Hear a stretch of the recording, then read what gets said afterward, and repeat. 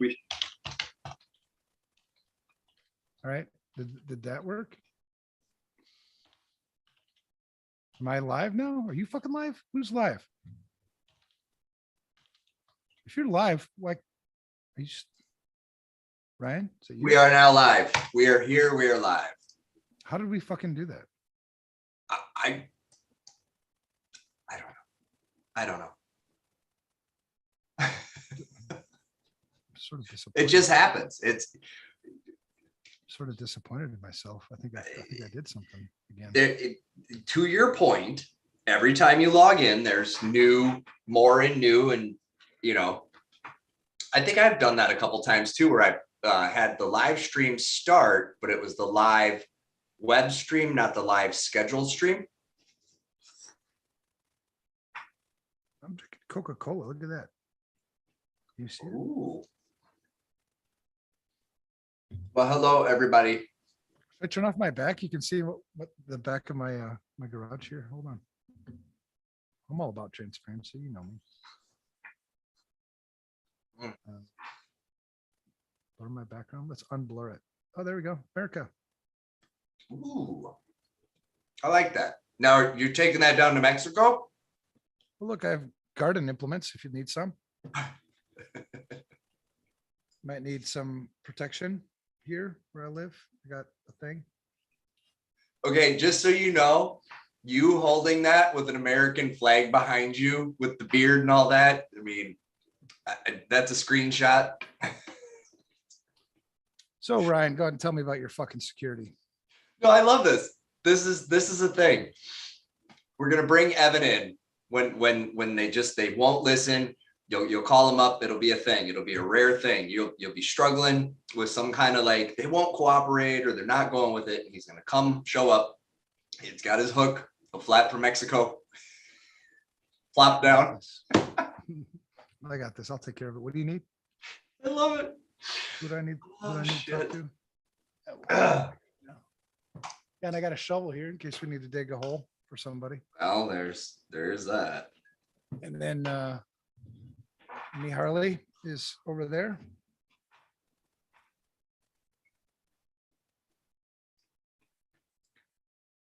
You see it?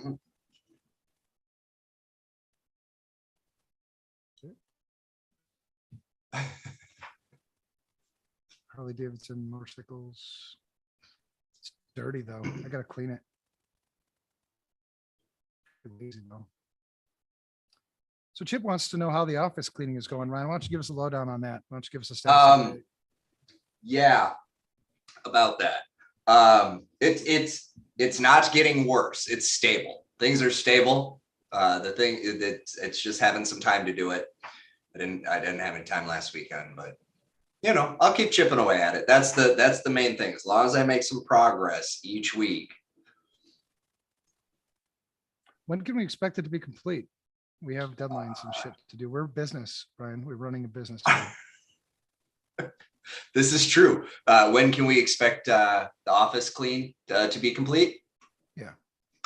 Well, since let's see on this one, no revenue harm, no nothing. I don't know. Stop making excuses. You're so acting like a management guy. 20 what? 2020, end of 2022. Whether that comes over the weekend or whether that comes, on the calendar date. Do I sound better with this microphone, Ryan? Mm-hmm. Do you think people are gonna like me more? I make more friends. Make more friends. Yeah. Okay. Will I make more friends? Who's making friends? Me? You? Will I make more friends with my microphone? If you turn up the gain. You gotta turn the gain up just a little bit. What'd you call me? The gain. Oh, No. okay. On the microphone, yeah. Got it. I don't know how to do that, Ryan. You're acting like I know what that is. Okay, so like, Is there a button I push? Where does the wire that comes out go next? Right into the computer? Is there a box? Right there. You can't see it, but I can see it. It's right there. Funny you mentioned that. I do have okay, so gain, would that be phantom power? Do I need phantom power? If you have a condenser mic, you do need phantom power, and that will in turn give you gain. Yes. You can also, Is this a condenser mic? that does look like a condenser mic. The question then is, does it have the XT connect on the back? Okay, yep, that's a ground up microphone. So you need to get a little box. So ground up, that means good, right? Yep. So you get a little mixer box. Actually, I think, one of the things that, oh, did you get one? dude, check this out. Well, What you because got? I have a really good friend who is beautiful. You know John Kittleson? I do. I kind Is of he have a man here? crush on him a little bit. No, he's not here. Did he just show up? No, he's not allowed to come to my house. Oh. That's like, did he show up with a dog? No, he can. I show up love you, next John. week. Right here, he bought me this. Mm. It's got a whole bunch of things in the back. You see that? I do. Is that what I need? This thing that he got me? Well, yes, I do believe that will do what I'm talking about. So on there, you should see a I'll knob. turn this. Does this sound better now? Well, you'll have to plug it in first, but you know. What the fuck, man? Why do you I talk to me know. like I know what the fuck I'm It's just- doing? it's such Why do a- you talk to me like security people talk to normal people? I am trying my best to talk to you like a normal person. Yeah. Well, I was telling my wife, Thursday nights are good for me because this is the time when it feels like you're landing the plane. You know what I mean? You're dropping the landing gear. We run hard, man. I mean, fuck, I ran hard this week. I'm exhausted. I fell asleep on my wife's shoulder. I mean, giving her a hug, and she's like, "Are you falling asleep?" I'm like, "No, I'm cool. What's up? What's for again?" Yeah, we sold our house. Did I tell you that? Yeah, congratulations. That's why I got kicked out. It's not because I was bad. Last time I got kicked out was because I was bad. Well, Yeah. don't be bad. No, dude, come on, look at me. Chris, Did I look bad? most likely is not joining us unless you have a text that I didn't get, just so people know. He's a little bit under the weather with a bug from where was he? Israel, right? So cybersecurity week. Let's just call it like we see it. He's unreliable.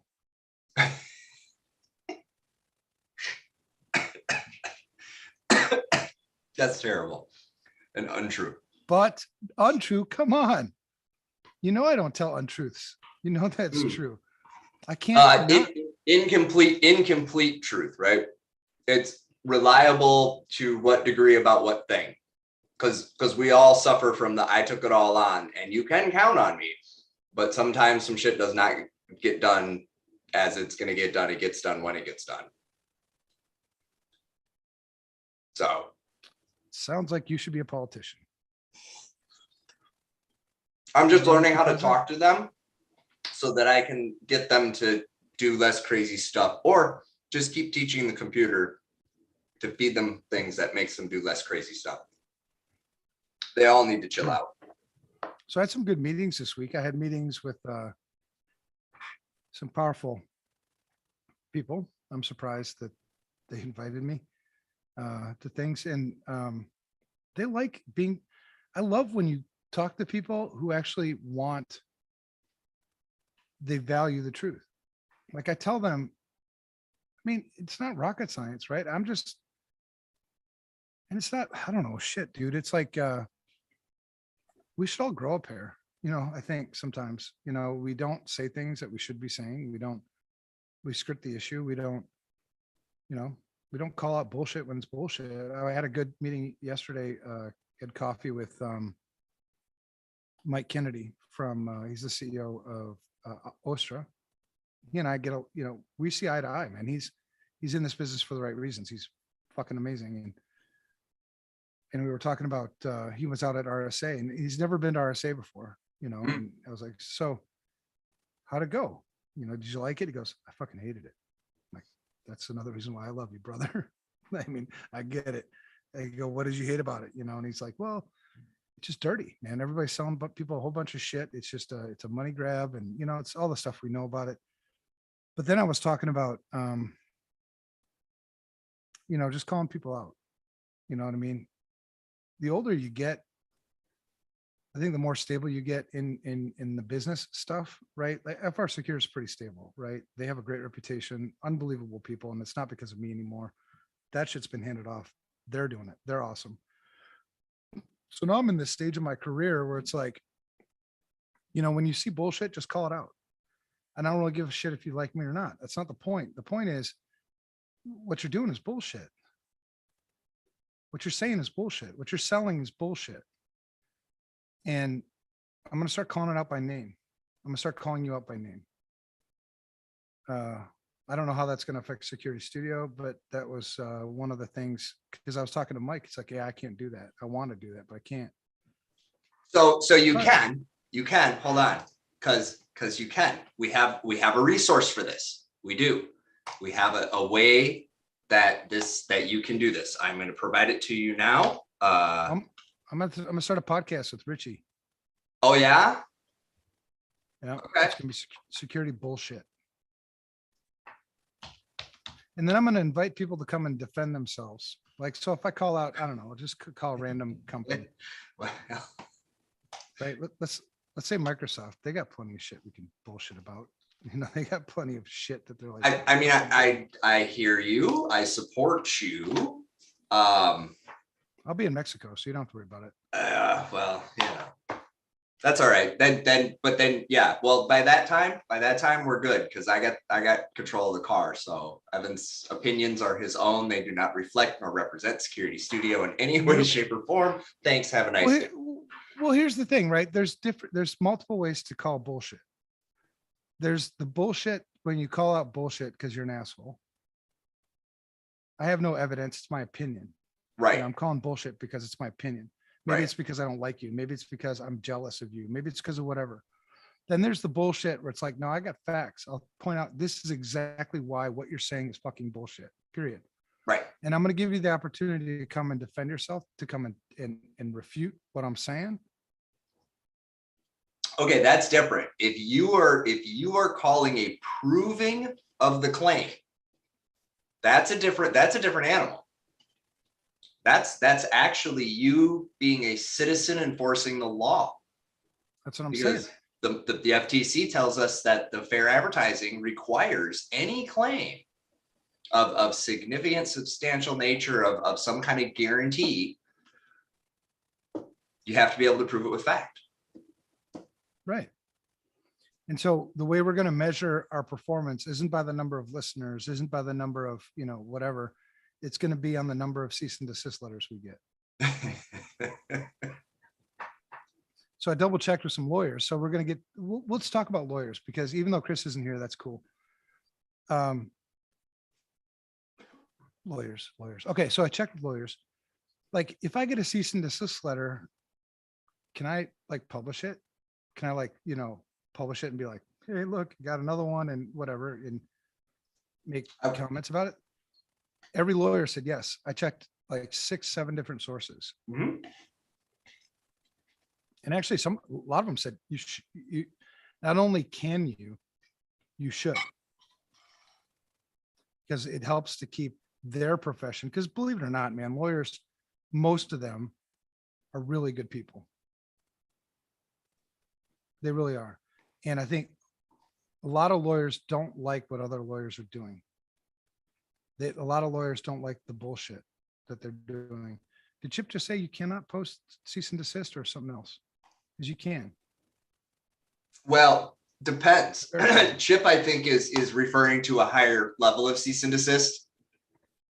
No. There's only one level, man. I've gotten plenty of them. It's just a letter that says, hey, stop or else. Oh, FISA. No, I'm not talking FISA. That's a different. That's a different kind of cease and desist. Well, that's not a cease and desist you're going to get in the mail. No. You'll get your paperwork. That one gets hand delivered to you. Mm-hmm. And then taken back. Maybe. Yeah. I'm not going there. Depends on what the FISA order's for and who. But even then, man, I've been thinking, because I've been playing the long game, man. I'm thinking like the long game, because the only thing, here's the deal. We don't do this shit for our health. I mean, look at me. Do I look fucking healthy to you?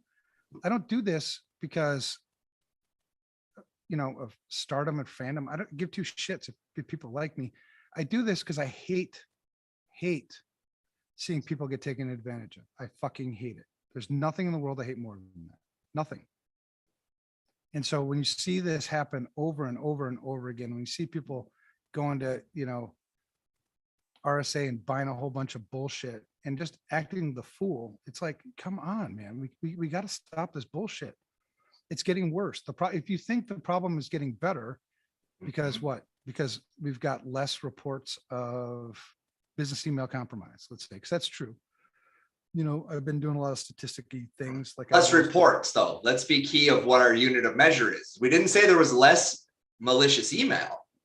We said there were less reports of malicious email. Well, right. Well, and less reports, and really when you look at it, the dollar values have increased and the repeat targets have increased. So what they've done is they've just changed their tactics. It's not like it's not still a very lucrative method of attack. I mean, shit, you can't tell me that if you or me somehow lost all our scruples and we decided, I'm going dark, man. And trust me, man, there's been so many times where I've thought about it. I'm like, fuck, I'm just, whatever. It'd be an easier game to play. I don't know why I'm playing this fucking game. It's a hard game to play. Yeah, there's a hard game and then there's a not as hard game. Yeah. And so let's say I was in this for the money. Right. How rich do you think we would be if we fucking sold out on the mission and decided to just start selling people shit that they don't fucking need? How rich do you think we would be if we decided to go on the other side of the game and start taking advantage of other people? Not near as rich as we're going to be by doing it the right way. Well, and even if we didn't, right? That's not the point. No, but to your point, that's the thing, though. That's the problem with the thinking. Mm-hmm. I believe that you build a relationship with somebody, you take care of them, you provide more value than the price tag. You don't promise shit it can't do. And guess what? If you've been in this game for, 3 weeks, you've come to learn that the product does not come out of the box the way that they said it did. So you already go into every purchase assuming, like, if you're doing this right, you actually have a little slush budget for all the shit they forgot to tell me that I now have to pony up for during implementation to get it to work. A good friend of mine's writing a bunch of scripts right now to do just that. Map a bunch of identity systems together that are supposed to play nice but don't. Well, there's a story that I told this week that I haven't told in a long time. And, it drives home the point of why I do what I do, the way I do it. My last real job, meaning before I started FR Secure in 2008, I was the CISO for about a $4 billion pharmaceutical company. Right. And it was great. It was a great job. I had great management support. The only asshole I had to deal with was the CFO, but whatever. I was bigger than him and meaner, and people liked me more, so it was easy. But we had this mission. The name of the company was MGI Pharma, pharmaceutical company, and what we did was we made oncology drugs. Oncology, if you don't know what that is, it's cancer drugs. Our number one drug was a drug called Aloxi, still out there, ALOXI. And what it did was it would take away a lot of the adverse effects of chemotherapy, primarily nausea, right? So you'd go get chemo and you'd having a whole bunch of really bad effects. And so you take Aloxi and it improve your quality of life. So the mission there at the company, and this is what all CISOs need to fucking understand, by the way, when you're a CISO, understand the mission and align yourself with the mission of the company, right? So that's what I had done with MGI Pharma. I was in alignment with that mission. The mission was to improve people's quality of life in the worst time they could possibly have. right? Because a lot of people would quit doing chemo because they couldn't deal with the side effects. But our drug helped them with that, right? So I'm 100% on board with this thing. And so is everybody else in the company. It was a great mission-led company. Well, being the security guy I am and being a network guy, there was a guy who came along, a vendor, good guy. His name was Nick. I still know him. I haven't killed him because it wasn't his fault. But he came and he sold me this network access control solution. It was a really nice solution.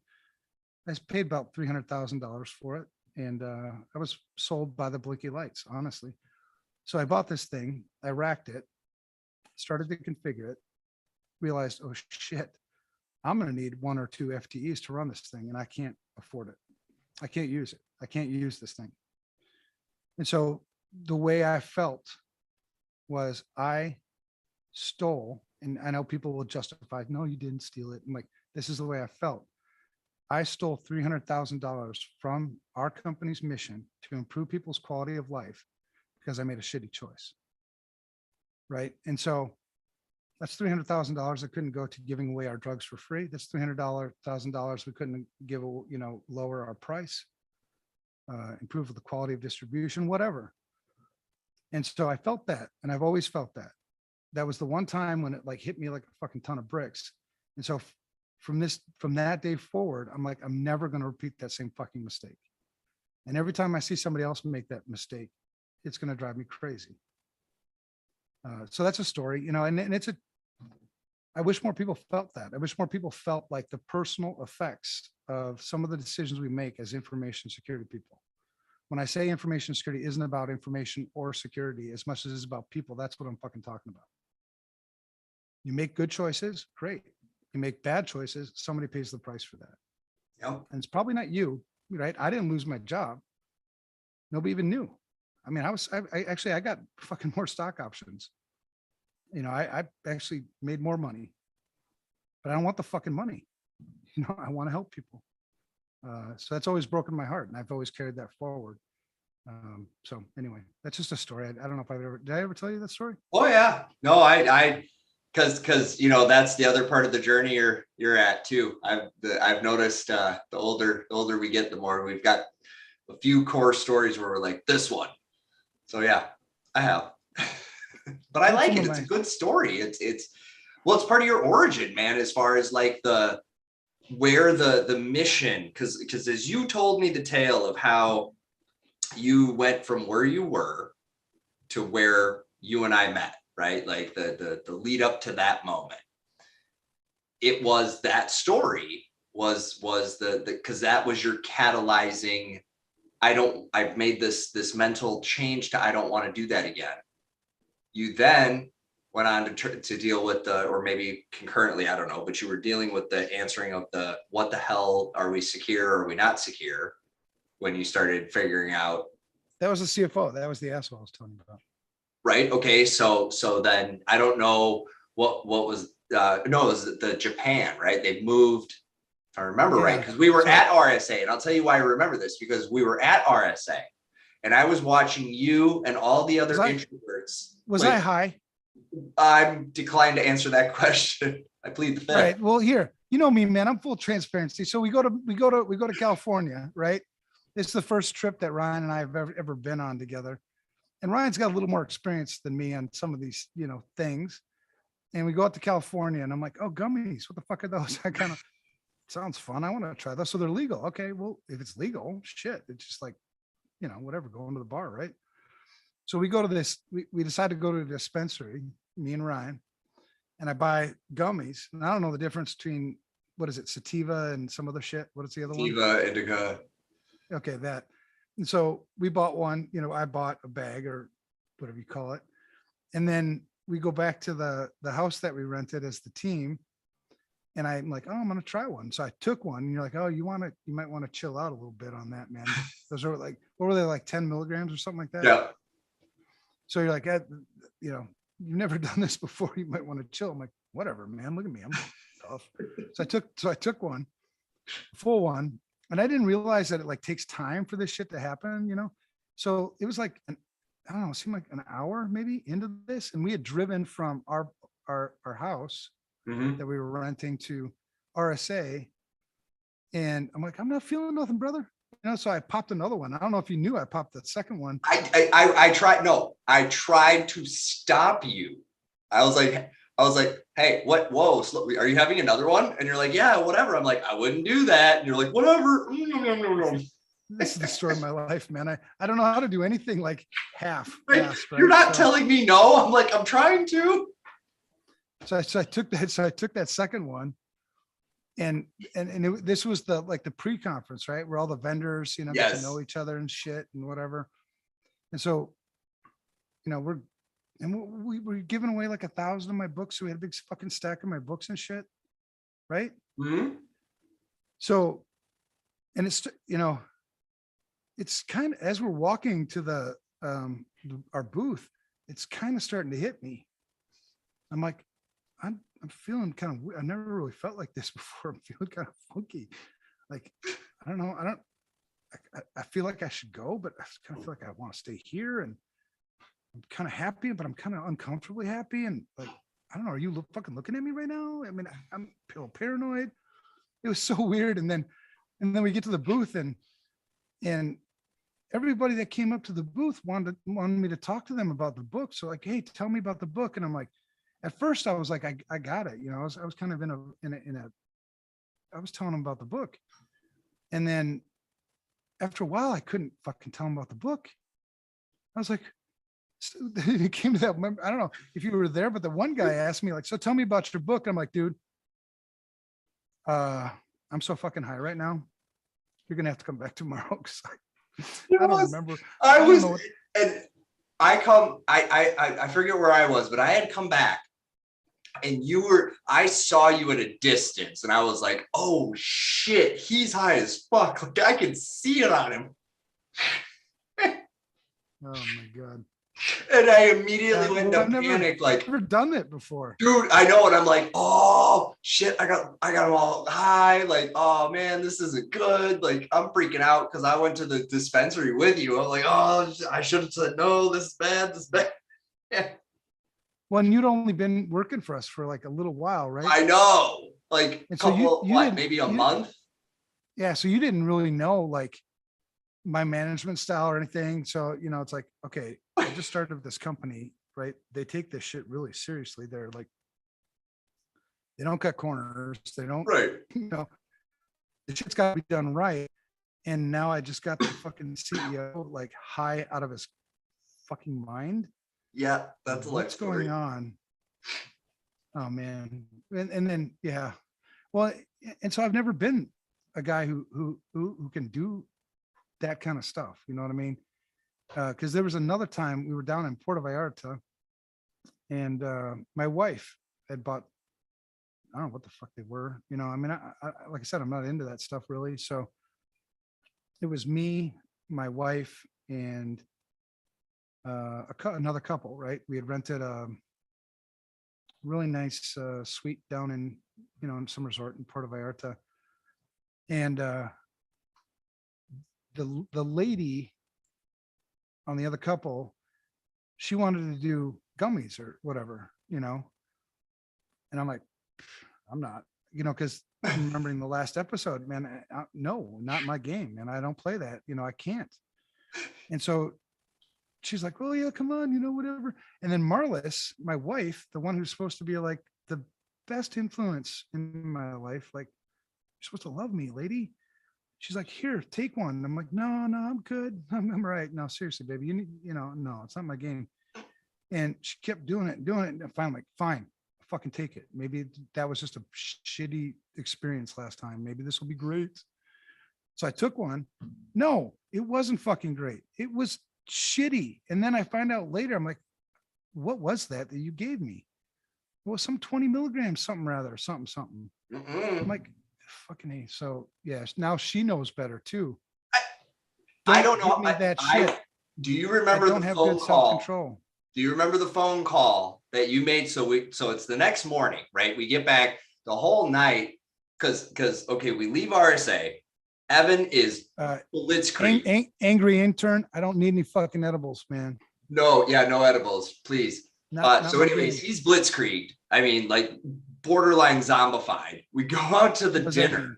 mean? Does that mean like You super were high? you were couch locked. You were just like, Well, I swear, all you guys were fucking talking about me.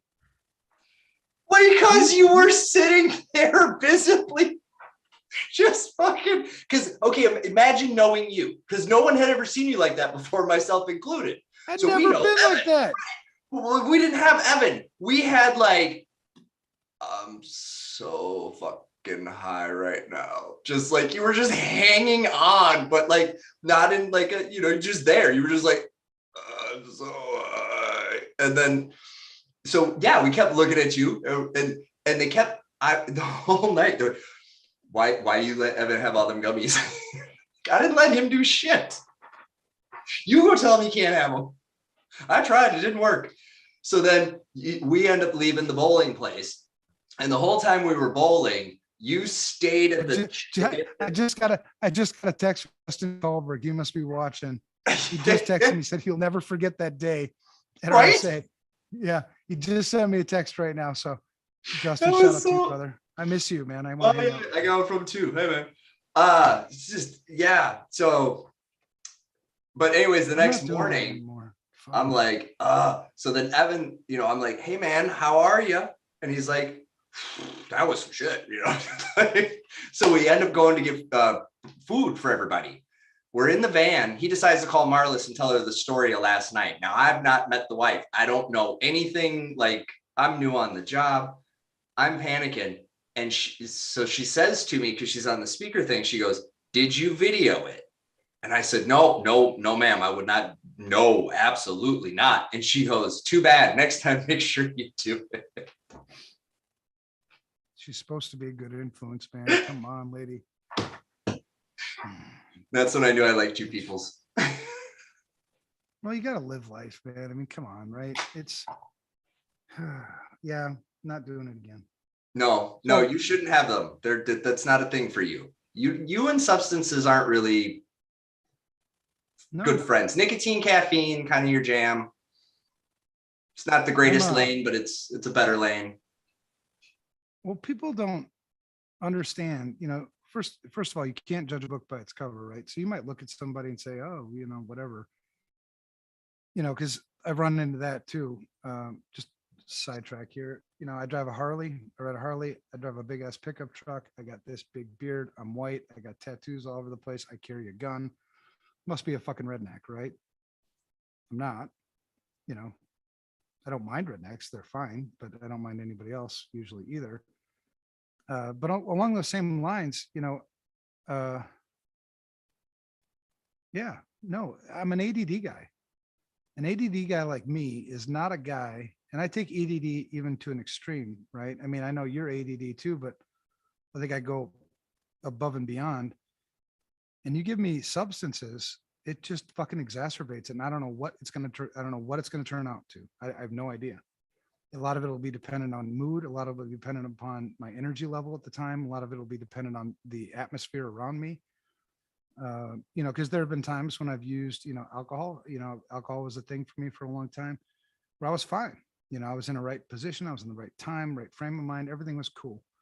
But then there were other times where, I ended up in jail, for doing, stupid shit. And then you look back and you're like, how did that happen? I'm like, fuck, I don't know. So you just kind of cut that shit out altogether. It's not good for anybody for me to be on any kind of chemicals. So I stay off that shit. Hey, let's talk about lawyers. Okay. What do you want to, what do you want to know that I'll open with this. More lawyers need to become proficient in enough technological knowledge to effectively interpret the laws that regulate technology. I don't think there's enough lawyers today that are, say what? No, I agree with that. And one of the things, I was talking to somebody, I can't remember who I was talking to today. I was talking about you. You talk a lot about, people that, it's like a dad, man. And it sounds freaky, but I think of you like my son, you know what I mean? I love you like a son, you want whatever. But one of the things so you end up talking a lot about your sons, your kids, right? You brag about them. You're like, yeah, well, you think your kid's cool? My kid scored fucking 4 goals last week. What'd your kid do? It's shit like that. But it came up in a conversation today. And I was curious because I didn't know the answer. And I don't want you to feel either way. How many times have you been in the hot seat? Either, I know from a criminal perspective, because I know some of that shit, that we've done and stuff, but like a big breach, big ass fucking breach, and all lawyers, and you're the guy, and everybody's fucking looking at you. That's one, one for instance. Another one is like, you feel the weight of with all the lawyers giving you shit and making you sign big huge things. How many times have you been involved with like lawyer shit like that? Have you pretty much been immune to that? I hope. I have had that benefit of having a buffer. I've had to work with them, but when I've had to do that, I've had the upper hand, if you will, in the relationship, where it's like, they told me I have all this lawyery shit to work about or worry about. And I've never had to engage them during a breach, because that's when the insurance people and everybody else just, go away. We have our own people for this. Bye. Yeah. And I think, and for me, the first time, because I'd always been more on the receiving end of lawyerly things. You know what I mean? I was telling the story, I think today, about when I had a felony warrant out for my arrest. And there's a long story, around that, but, obviously I had lawyerly things for that shit. It turned out it was a mistake and whatever, long story. We can, if you come down to Mexico, anybody, I can go through that whole story with you, and I can share other stories I was sharing some social engineering stories today too. I don't know, reminiscing things today. It's cool. But the first time I really found myself like in a spot where I felt like, oh shit, I'm in over my head. I've never been here before. I'm in a spot right now at this very moment that nobody else in this industry has ever been in before. I'm in a spot right now where I think 99% of the industry wishes they were in right now. And that happened, with the Target breach. So this was, 2013. I was informed about the breach. We were having my birthday party, so it was December. I was out with my family, and I got a call from Channel 11 News here in Minnesota. Jay Olstead called me, and he's like, "Hey, can you come in and talk to us about the Target breach?" I'm like, "The what?" "The Target breach." I'm like, "There was a Target breach?" He's like, "Yeah." I'm like, "Sure. When do you want me to come in?" He's like, "Now."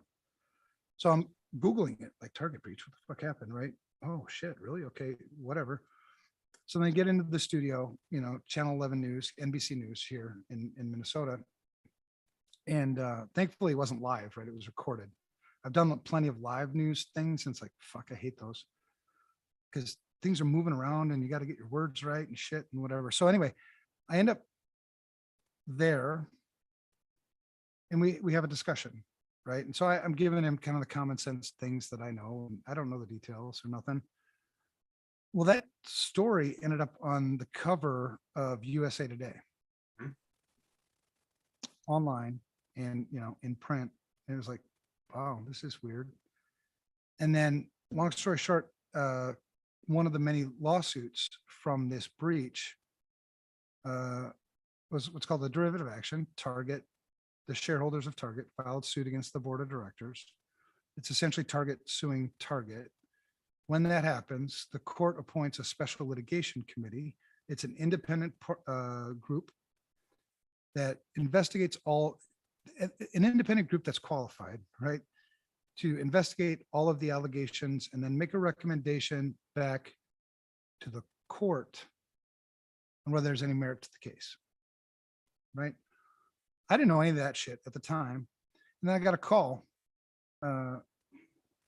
from the former Minnesota Supreme Court Justice of the state of Minnesota. Her name was Kathleen Blatz. Her name is Kathleen Blatz.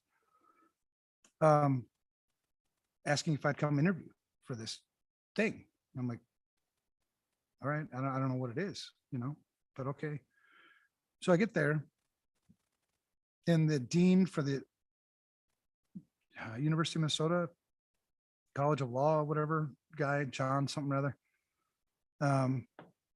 He's hard ass, man. He was on me like stink on shit. He's like, are you a lawyer? I'm like, no, I look like a fucking lawyer. I mean, I don't look like you guys. I'm not wearing a damn suit. I'm wearing like jeans and a t-shirt. He's like, well, why are you giving legal advice? I'm like, when did I give legal advice? He goes, well, you wrote a blog post about, the difference between due care and due diligence and negligence and whatever. And you seem like you know what you're talking about. I'm like, I have no idea. Hopefully I don't give legal advice, whatever. So anyway, long story short, I end up on this special litigation committee. Right. And this is like news. I don't know if you remember back then, man, this was news every fucking where. And, so, okay, what do you need me to do? Well, explain to us. And imagine explaining to a whole bunch of lawyers and like a whole bunch, really powerful lawyers, right? Like $450, $500, $600 an hour kind of lawyers. Tell me how a network works. All right, let me explain it. So I start diagramming it out. Oh, IP, what is that? So, I mean, it was like the very, very, very basic fundamental shit. But yet the whole time I felt intimidated because these fucking people acted like they knew everything about everything. They would make jokes. And I wouldn't know what they're all laughing. And I'm like, I don't get it. What are you laughing about? Didn't make any fucking sense to me. So, but I wanted to be part of that group, right? Because we're working together. Lots of hours together. So I'm like, so I would make a joke and then I'll look at me like I'm a fucking fool. I'm like, we're whatever. So anyway, long story short on all that shit, that was a long journey. It was 18 months. A lot of stuff, a lot of shit. I mean, do you remember who the QSA was back then? Shit, I can't remember. In town? No, the QSA for Target. The biggest QSA there is. I can't remember the damn name. Oh, shit, no, I don't know. That's what I have Google for. Know, right? So PCI QSA. TrustWave. There you go, TrustWave. Oh, yep. So TrustWave at the time was like the shit when it comes to PCI, right? And I was invited to, so my job there was a couple of things. I was to educate the lawyers. My other job was to advise the lawyers on the right questions to ask of the witnesses that he wasn't really deposing because he wasn't criminal and all that shit. So so I'd advise them, ask him this, fucker doesn't know what the fuck this is. I mean, because it was so dysfunctional, the whole Target breach. I mean, you'd be amazed at the dysfunction throughout everything. Crazy shit, right? Now, a lot of stuff I still can't talk about because it's like this forever thing, I don't know if they kill me or something. But so TrustWave, this is the first time that somebody actually noticed me, I think, as like, so TrustWave, we're doing this deposition and he goes, the TrustWave people said, we can't talk to you. And our, the special litigation committee legal team was like, why? And he goes, because that guy's there, meaning me. I'm like, who the fuck am I? What do you mean? He goes, what happened was their legal team felt like intimidated that I was going to like tell them the truth about shit. You know what I mean? So it was just so fucked up. But that was one, then a bunch of others, right? The fuck was it? The Blue Cross Blue Shield breach, right? Anthem, Primera, Excelis, China, Mandiant, bullshit. That was another. That's a big one. Yeah, that one was. I think that's still the biggest breach in history. Yeah, maybe. I love how humble you are. Like, maybe. Well, because I like being in the background. I don't want to be that guy that's like, look at me. Hey guys, look at, I do stuff and I know security, bow down to me. We got enough fucking idols in our industry. No You can bow down to Mitnick and all the rest of them. doubt. Whatever. Not my game. I'm not playing it. Uh, People hire me because they want the truth. Yahoo is numero uno still. Yeah. Yahoo's at 3 billion accounts. I did give some advice to some lawyers on that one, but I wasn't officially retained, so I didn't have to spend, and nobody had to pay me for it. That was a clusterfuck too, by the way. Oh my God, I got some shit to tell you about that one. But so the Blue Cross Blue Shield, a couple of criminal cases that were kind of big. Chinese nationals were accused of stealing trade secrets and then using them militarily. And actually, on 2 of those cases, I was actually working for the defense. I was working on the Chinese side. Kind of fucked up, right?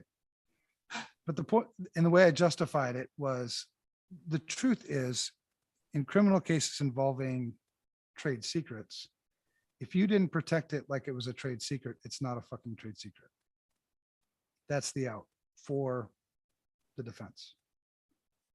So the way I justified it was, in my opinion, both of these military applications, one was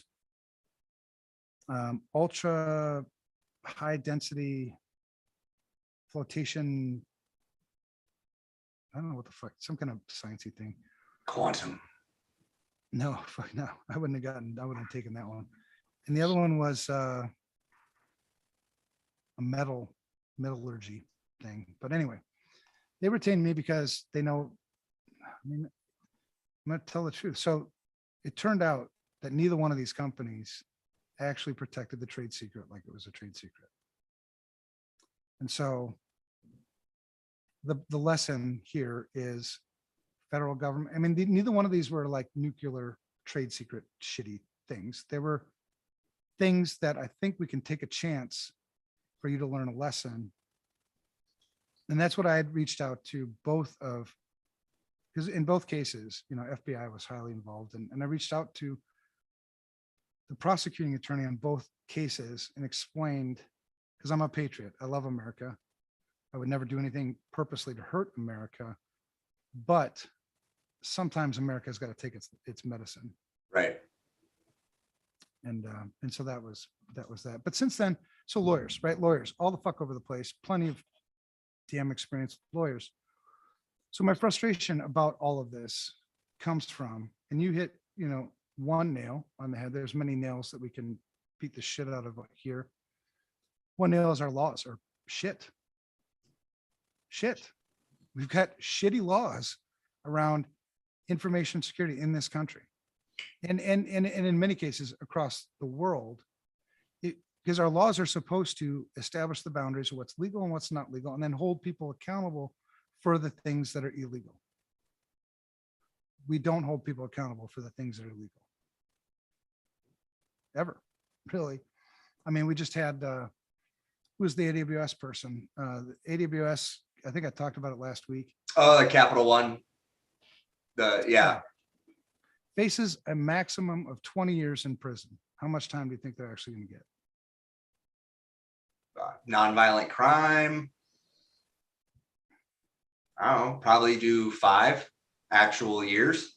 I doubt they even spend any time in prison. You don't think? What do you think they'll do? Well, did they do it as an adjudicated stay of adjudication?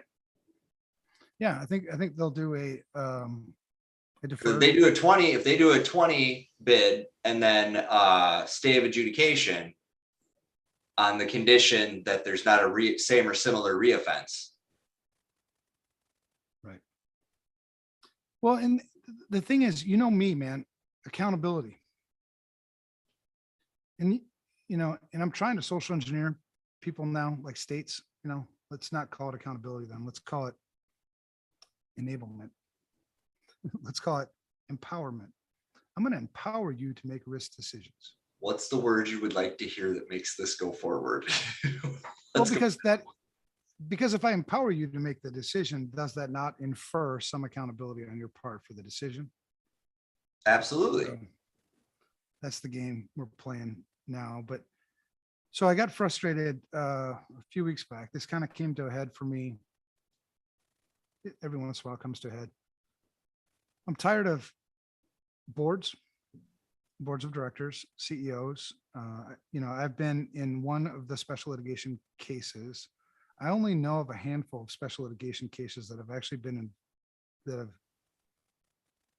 have involved data breaches. Actually, coincidentally, one of the ones that happened right in the same line with Target was Home Depot. That breach was around the same time as Target. And in both cases, in all the cases I know of, never once has a special litigation ever gone to court. It's always stopped at the special litigation committee. The recommendation has been not to proceed. And being on the inside and seeing the things that happened in the Target breach, there's no way in hell you can say that wasn't negligence. There's no way in hell you could say that it's okay that the board did. I mean, it's not okay. Your defense might be, well, the board didn't know. Ignorance, right? Ignorance as the defense. The board didn't know. So then the comeback to is, should they fucking know? Yeah. And the answer is abso-fucking-lutely, because data is an asset. Yes. At the end of the day, who is responsible for the assets of an organization? Oh, the data owner is responsible, and the Board system of owner, directors, and the network node owner, and the CIO, right? Let's fire her. so Beth it, Jacobs it's was the interesting. CEO Okay, back then. I did a presentation today, and I'm trying to find the slide about that. About it starts at the top. Oh yeah, it's the accountability slide. Ha ha ha. It's a bedrock of a good security program. Starts at the top and applies to everyone. Right, but so that we say it, and then you look at that LinkedIn shitty poll. Which right? one? There's so much on LinkedIn. No, the Cyber Security Hub poll where they asked, Oh, for sure. who is ultimately responsible for information security in an organization? They gave you 4 options. It was the CEO, the board of directors, the IT manager, and the CISO. It's very, very, very fucking frustrating that only 23% of us in this industry got that fucking answer right. That's because they need this slide, Evan. No, they haven't had this conversation. No, that's not what they need. They need fucking lawyers to get their head out of their ass. That slide they doesn't do do. shit. But look at it's this short, simple conversation that business leaders need. So when the lawyer comes in with their lawyery shit, you don't care? No, they won't care because they're not held accountable. What they're held accountable for from the shareholders and everybody else is your financial performance, and they're held accountable on a quarterly basis. They're never held accountable on a strategic long-term basis. Right. The So numbers this have quarter. issues this quarter. And why are they allowed to do that? Right. And so me thinking like, all right, maybe I just got this shit wrong. Maybe I'm just fucking crazy. I think it's supposed to be the board of directors. Am I wrong? Have I been preaching this fucking thing wrong for the last 25, 30 fucking years? So I went and asked some lawyer friends, because friends, I use that term loosely. I don't hang out with them. I won't ever. And it's not because I don't like them. They're good people. It's just, we don't, you do shit that I don't do, and I don't want to do your shit and whatever. So I had lunch and I was like, hey guys, and it was a bunch of lawyers and it was me, right? Again, why they always fucking gang up on me? I have no idea. There's 50 of them, one of me. What the fuck? So I posed the same question to them, the same one that I just saw in that poll. I said, I saw this poll and the question was, who's ultimately responsible for information security in the organization? And they gave us 4 options: the board of directors, the CEO, the IT director, and the CISO. what is the right answer? And they said the board of directors. That's what I thought. So then why does my industry think it's not? One, and if they truly are responsible for information security, why the fuck doesn't anybody hold them accountable? And number three, what is the minimum necessary things that they need to do to demonstrate due care and due diligence, meaning non-negligence? And the answer I got back was, I don't know why the security people think the way they think, which, told me you don't fucking ever talk to us. And number two, they said, because lawyers don't understand information security, which I thought, honesty, love it. And number three, I don't remember what the third thing was. What was the third thing? I don't know. What was it was, you were the one there. I know, and I can't remember what the third thing was, but so I told them, I'm like, how do you fix this? Because this is hurting us. It's hurting everybody. It's hurting the entire industry. It's hurting all their customers. It's hurting the board. It's hurting everybody. You have a whole bunch of people out selling shit that people don't need. And I think a lot of the reason why they're doing that is because we don't have the basic fundamental shit. That was the third thing, by the way. What are the 5 to 10 things that I can go back to a board of directors and say, if you're not doing these 5 things, you are negligent.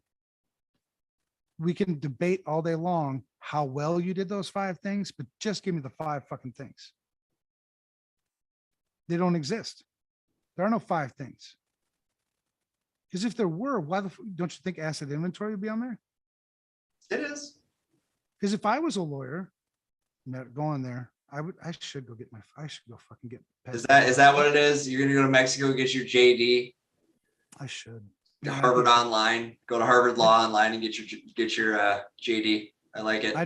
I would be a good fucking lawyer. You'd be a fucking scary lawyer. I would, if you were gonna be a lawyer, I'd want you to be my lawyer, not the lawyer against me. Well, because here's the thing, like I've always put myself in that position, like what can I do to defend myself? What do I have to defend myself? And so if I was prosecuting a case, you don't think it would come up? What are you trying to protect? Well, so, okay. And then they would answer, well, our assets. Okay. Explain to me what an asset is. Is data an asset? Well, no. Are we maybe being too high level? So if I looked at what the fuck, because I did this when I was building my deck, I said, what is it? Because to me, security is a core business function. So what does the world tell me? And it doesn't, huh? To you. Because production is all computerized. Procurement is all computerized. Marketing, all computerized. Management, all computerized. Finance, all computerized. And I don't know why accounting is called out separate of finance, probably dual control, no collusion, but accounting, again, computerized. How you get your customer, how you keep your customer, how you manage your customer, how you fucking get your goods to your customer, how you deal with your vendors. All of that business is happening at a digital twin type level now. And infrastructure and security are an underpinning blanket, like air that sits underneath the keyboard. Like it's just there, and it has to be that way in order to solve the problem. And if it is that way, by the way, all the structure now with the lawyers, we don't have to reteach them information security. What we say is they were negligent in their production processes, which resulted in injury and harm. Oh, we understand that. Well, how are they negligent? Well, the very thing that ran the thing, that made the thing, was dependent on being secure to stay on. And we're seeing that in the medical community right now with medical devices. And that's where it's going to start. It's going to start with people dying. It's going to start with something going bang and them admitting it. But even then, they're still going to get it wrong. Well, then you've got to go get your GD so you can write it, write an opinion piece, and then get on a district court, go to Supreme Court, and then my wife is going to be so fucking pissed at me if I do that, dude. Yeah, you can't do any of that. She's at her wit's end right now. But here's like simple shit, right? Is data an asset? Yes, data is an asset. You and I say so, but let's play devil's advocate. Let's say they say no, it's not an asset. Then my comeback, delete it all. Well, I would then. Why can't you delete it all? Because it provides value to the company, i.e. it's a fucking asset. So Right. the circular logic that it's not an asset is bullshit. So who's ultimately responsible for the assets? And here's the problem. Our legal system, our lawyers are so stuck in the pre-information age. They missed the boat on, what used to be 80% of a company's assets were tangible, Mhm. were things that you could touch, right? And then the information age came about, and whoa, other side, 80% of your assets now are intangible, but you never fucking changed anything. And not only that, not only did you not ever change anything from a legal, criminal, whatever perspective, but if data is an asset, why isn't there any accounting for data on a fucking balance sheet? If 8% of your fucking value is data, that means 20% of what I'm looking at on your fucking balance sheet is bullshit. Where's the 80%?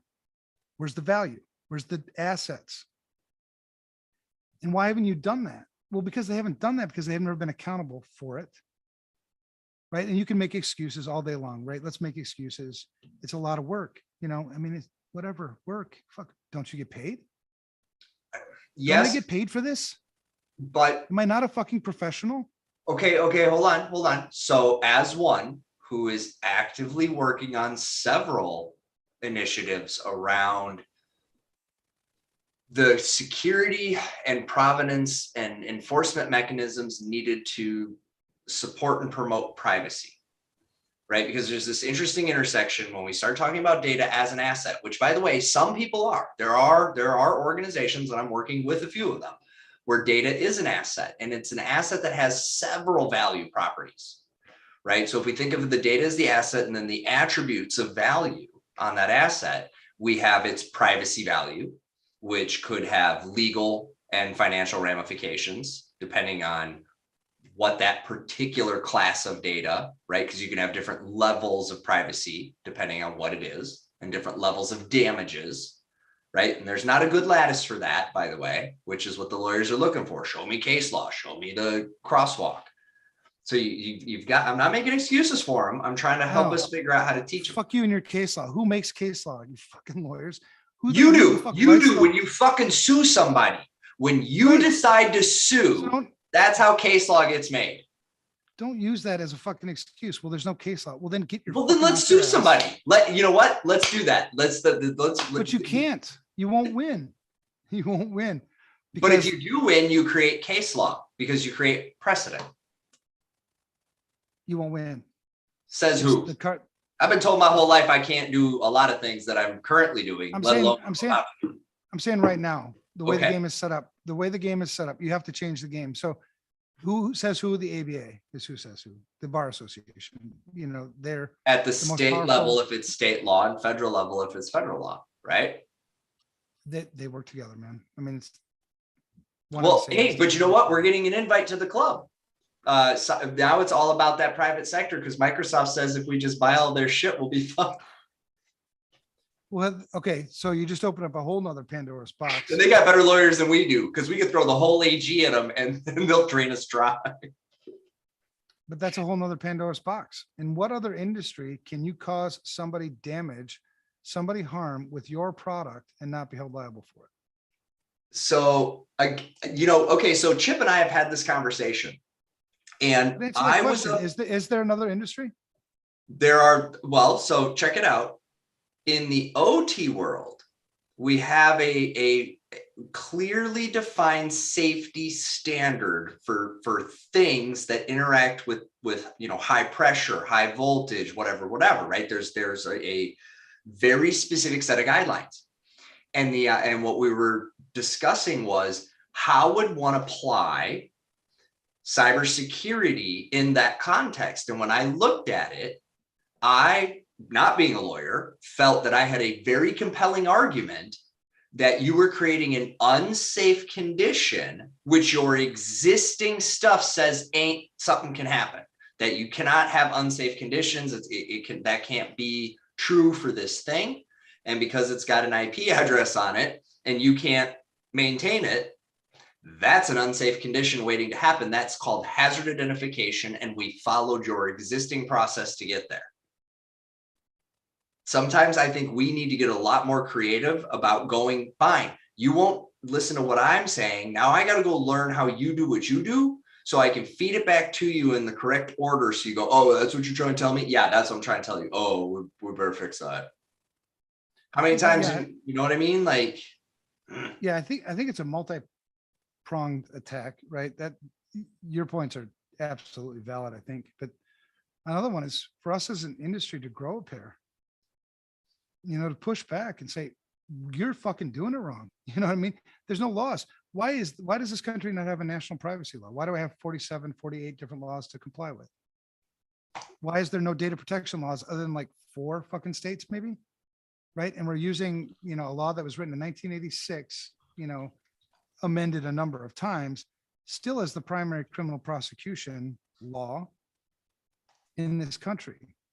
Because lawyers, well, our data collection laws are very robust. Our data collection laws are quite, I have some diagrams over here about how that information flows through various agencies, right? So data, yeah, but only as it relates to privacy, and only in certain circumstances, right? When you talk about, private sector business shit, like, take small business, whatever, down the road.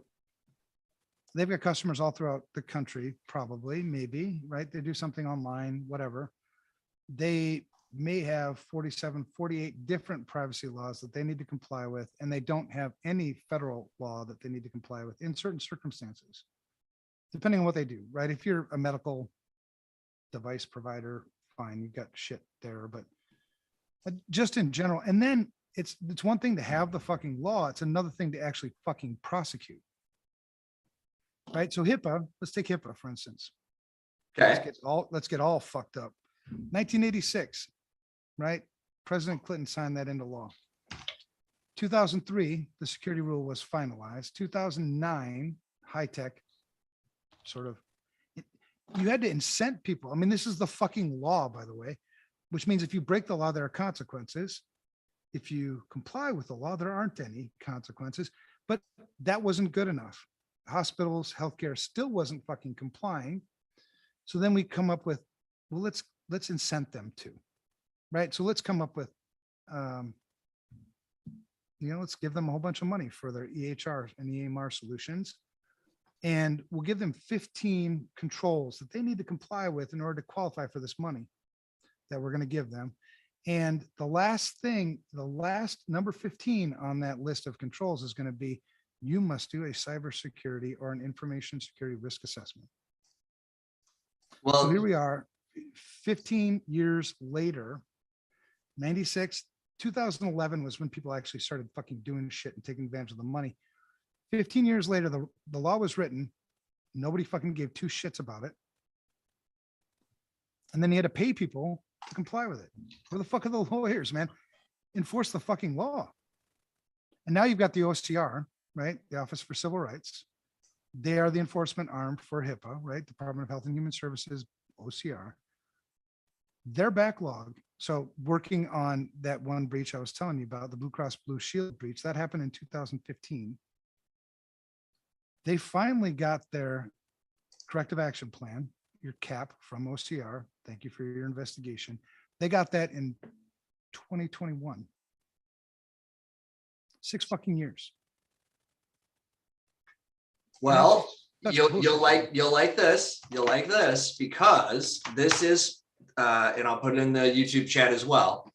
So I do encourage you, because I would agree with you, except they did literally just in the last few weeks completely update the Cybersecurity Infrastructure Act, which includes a update to the Cyber Incident Report Act, FISMA, Federal Secure Cloud and Improvement Jobs Act, Incident Response and Reporting, Critical Infrastructure Act, Federal Information Security Modernization Act, Federal Secure Clouds and What Job are you Act. talking about? Okay, so there's new law. There's new law. Doesn't matter. Okay, well, I mean, but look what I put in the chat. I get it. But look what I put in the chat because it made it into a law, and you're the guy that I'm sorry. yelled about it first. No, I mean, Take a again, look. it's in the law. And if you're going to have CISA push this shit. I didn't say it was effective. Wait. You yourself even said nobody. Hold on. What I said was there's something there now, right? There's something we didn't have. Now, did it take World War III? A lot of sleepless nights and a panicky fucking bunch of people trying to hold it all together for y'all while you just get to sleep peacefully? Yeah. When I read this, I'm like, hey, welcome to the year 2004. No shit, right? I get it. I do. But I feel like with the new law and the entirety of the US economy either being critical infrastructure or a national security asset, I did. We stand a chance. No, yeah, we stand a chance. I mean, we just got. I don't know, but also still, like, let's see what the weekend still brings. flowing. Well, yeah, fuck. You know, Let's see what the weekend brings. It's getting hot out there. The poor folks in Norway. Whew. I've been telling people, I've had so many conversations with, like I said, good companies, man. I mean, big companies, and in every one of those conversations, we're talking about, hey, it was more like they wanted to get to know me, Mm-hmm. and I'm like, I don't know if you really want that, but all right, whatever. And in every one of those conversations, I made clear, you're 4 days away, 5 days away. I'm not a doomsdayer. Anybody who knows me knows I'll be fine. Nope. I'm hoping you will. But Me? let me tell you, no, I'm talking to them, Oh. You're 4 days away, 5 days away. Do you think something is going to happen in terms of a pretty significant, widespread attack? Whether it be ransomware, whether it be, some supply chain shit, whatever, infrastructure, something. And all of them were like, yeah, well, actually, no, there was one guy who said no. And all of them were, yeah. And then one guy said no. And I'm like, do you remember last July 4th? He's like, what do you mean? I go, do you remember what happened last July 4th? I mean, lots of things have happened. No, because I've got pandemic brain. Right? He goes, no, what happened? I said, Kaseya. Huh? That was July 4th last year. Which some might argue led the groundwork to the pipeline in Texas. The dwell time for nation states is not in. Oh, Daniel said high trust. You said a bad word, dude. Daniel, shame. That's a pay to play. Well, yeah. Okay, so mission before money, and they got money before mission. High trust is money before mission. They all drive, not all, but there was a time when they all were driving Humvees with high trust license plates on the back. So here's another thing I just, Chip mentioned it too, and I saw this earlier. So apparently the TSA has authority over the pipelines. Mm-hmm. That's true. Okay, have you seen the reports on the success and failure rates of airport security testing? Yeah. I don't know that I want them in charge of, and they loosened the rules because people were bitching. Yeah, so, but see, those guys, I love you guys, Daniel, Chip, you get all these guys, man. When I was telling you about the bullshit podcast, when you're going to call shit out, high trust would be on that list for sure. There's another 50 or so companies, and it's not that I have anything against them. It's your business model. You're hurting people. Practice, it is. You're being selfish. We need we're really at this point right now. We've been doing this game. We've been spinning our wheels long enough. I'm 30 some fucking years into this industry. I'm still preaching the same fucking things I was preaching 30 fucking years ago. We still haven't fixed the fucking fundamental basic fucking problems. All I have to do is take the same slide deck I did 30 years ago, change the date on it, make it look a little prettier, and I can deliver the same fucking presentation I delivered then. Right? So at some point, we need to start getting our shit together. Right? And some of that is language, right? We don't speak the same language. I say information security, whatever. That's the one thing. Another thing is no accountability. We continue to have breach after breach after breach. You talk about the pipeline breach or pipeline breaches, right? The Colonial Pipeline breach. What happened? Well, that was a breach. I'm talking about they're blowing up now. We've moved beyond breach to people Right. getting hurt. Well, and you've Gas prices gone up. You know how much, like if you calculate the cost of that explosion to the American economy in increased fuel costs because of the loss of supply and production. I mean, that's a big number, dude. We can't fix passwords. You could if you started shooting. Yeah. iPhone's working on it. See, they paired up with some state governments. You'll get your digital ID. LastPass on an iPhone no longer requires a password. But even then, where's the accountability? All right. So me as an employee, all right, I'm just Joe Blow employee. I choose a shitty password. What happens? And there's a breach, or I fall for a phishing attack. What happens to me? Nothing. Nothing happens to me. Maybe a slap on the wrist. Bad, Evan. Well, and there's two ways to motivate people, right? I mean, you talk about motivation. One way is to punish them. The other way is to incent them, right? Show them something, give them something that will be of value to them, right? I mean, it's Pavlov shit, right? That's just how it works. So going back to the accountability, you and I have both disciplined children, right? And so, Past, present, and future. Yeah, sometimes. So when you discipline a child, you can either correct the minor deviations or wait for those deviations to become a big deviation, right? Where there's going to be some big fucking consequences for this. Now, I prefer as a father to hit you up on the smaller ones, right? Let's just correct a little bit, stay on the path, brother. We got this. Versus you getting so far off the path where this is going to hurt. I'm sorry. It's better that it hurts for me than, the sheriff. Right. So that's where we're heading with the security. So you look at the pipeline shit, right? So yeah, there we are going to get to a point because we haven't corrected anything. There's been no correction. There's no consequences. You had a breach. Oh, bad. Apologize, issue a fucking press release, and we'll move on. And then it's going to continue. And then there's going to be this big correction, right? The shit is going to hit the fan. And then you're going to have this like,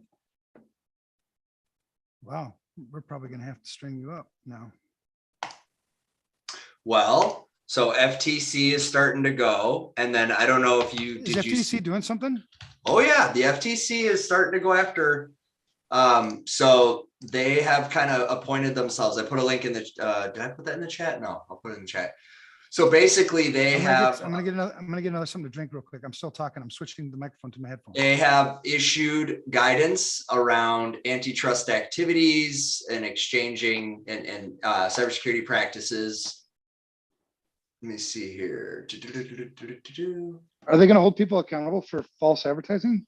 Well, I don't know if they're doing that, but they want you now have to share with them how you do your cybersecurity to ensure that your cybersecurity threats do not represent an antitrust concern. Oh no, that's going to play out. Now take a look. It's all just basically it's a mandate. They connect with the ICE Acts, which if you read the Cybersecurity Infrastructure Act, basically what they've done is said all private companies have to funnel information up in through CIA, who then feeds it to FBI, who then hands it off to NSA, NSA, who hands it off to CIA, who hands it off to. Did you say private companies? Yeah. Yep. They can't. Yeah, you have to report your breach within so long, and then along with that, you have to report the indicators of compromise, your cybersecurity. Here's how fucked up the legal system is, man. That won't hold up. That's a separation of state rights. Even if you have Well, depending on interstate okay, commerce. so if you want to talk about fucked up lawyers and fucked up laws, I don't think people are very hung up on narrow points of uncomfortable issues, but in our fervor on both sides, we are allowing ridiculous shit to be changed in our legal system. Right. Like you guys have no idea the sweeping power that is being put right into the hands of big tech, right into the hands of the intelligence entities. It's, Well, that's just it. I mean, who runs CISA? you know, I get it. Tempers are hot, but please pay attention. Who runs CISA, right? Well, It's not the Department of Homeland Security. The law literally says that the director of CISA's guidance at the time is the standing in law, basically. That the way that they wrote this law, because they knew that it was foolish to try to put in their specific security configuration standards or things like that, there is a provision that says that you will align to whatever the directive is. That's why they couldn't make CSF mandatory, even for critical infrastructure. You couldn't make it mandatory because you didn't have the rights to do it.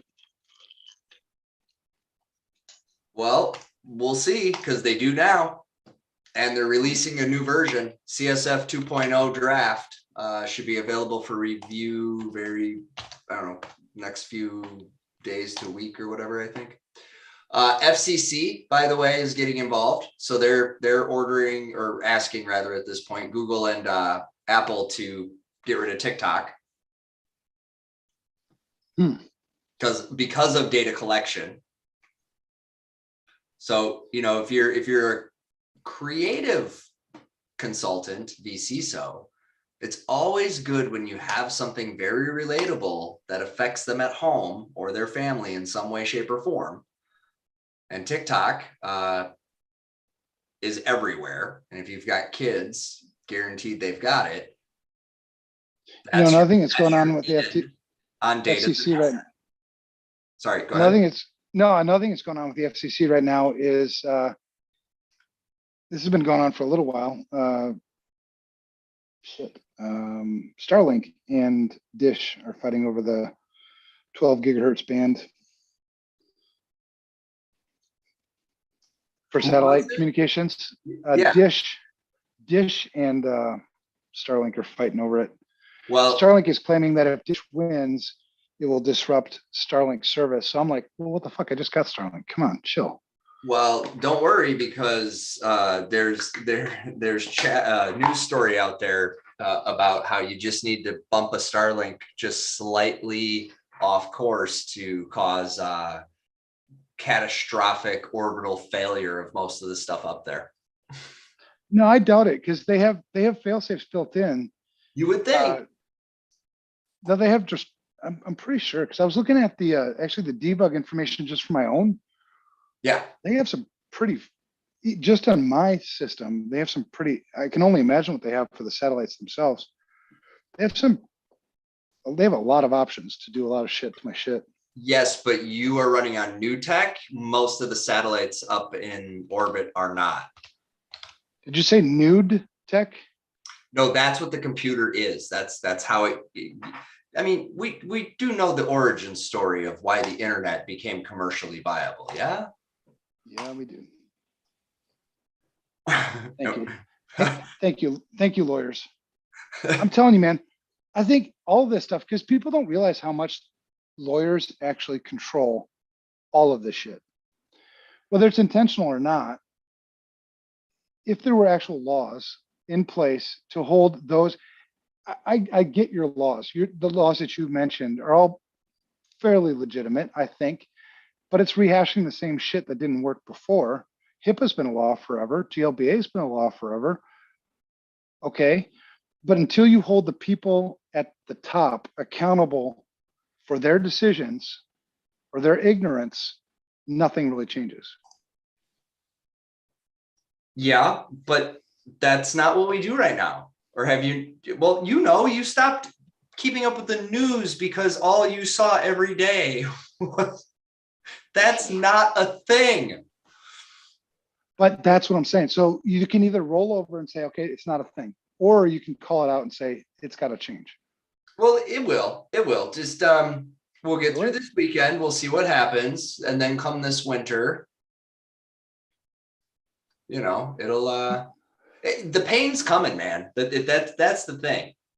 And we've always said it, we've probably said it at least every other episode of the podcast. It's going to take a cataclysmic level event to wake everybody up. But you know how the pendulum swings, right? Uh-huh. Right now the pendulum's way to the left, right? We're not doing anything responsible. Right. And then the bad thing happens, and then the pendulum is going to swing way the fuck over to the other side. And anybody who's been doing the reasonable, responsible things is now going to have to pay the price for all the people that didn't. That is correct. Because you're going to overreact. You see it in instant response all the time. That's one of my biggest pet peeves about instant response is there was no budget. There was no budget. There was no budget because nobody took it seriously. $1 billion. Right. And then now it's by every blinky light ever known to man, thinking that this is actually going to save us. Well, don't worry, because we'll all have an implant by 2030 that's running on the new 6G network. Fuck that. So says Nokia. I'll be in Mexico. They won't have 6G for like 50 years. I like it. I get it, man. I saw a meme the other day that was when you're a junior in the game and he's all eager in his hacker hoodie. That's what he's thinking about. It's 2 thought bubbles, right? It's 2 pictures, 2 thought bubbles. So it's the job interview. The young guy at the job interview, he's got a thought bubble of him being a badass hacker.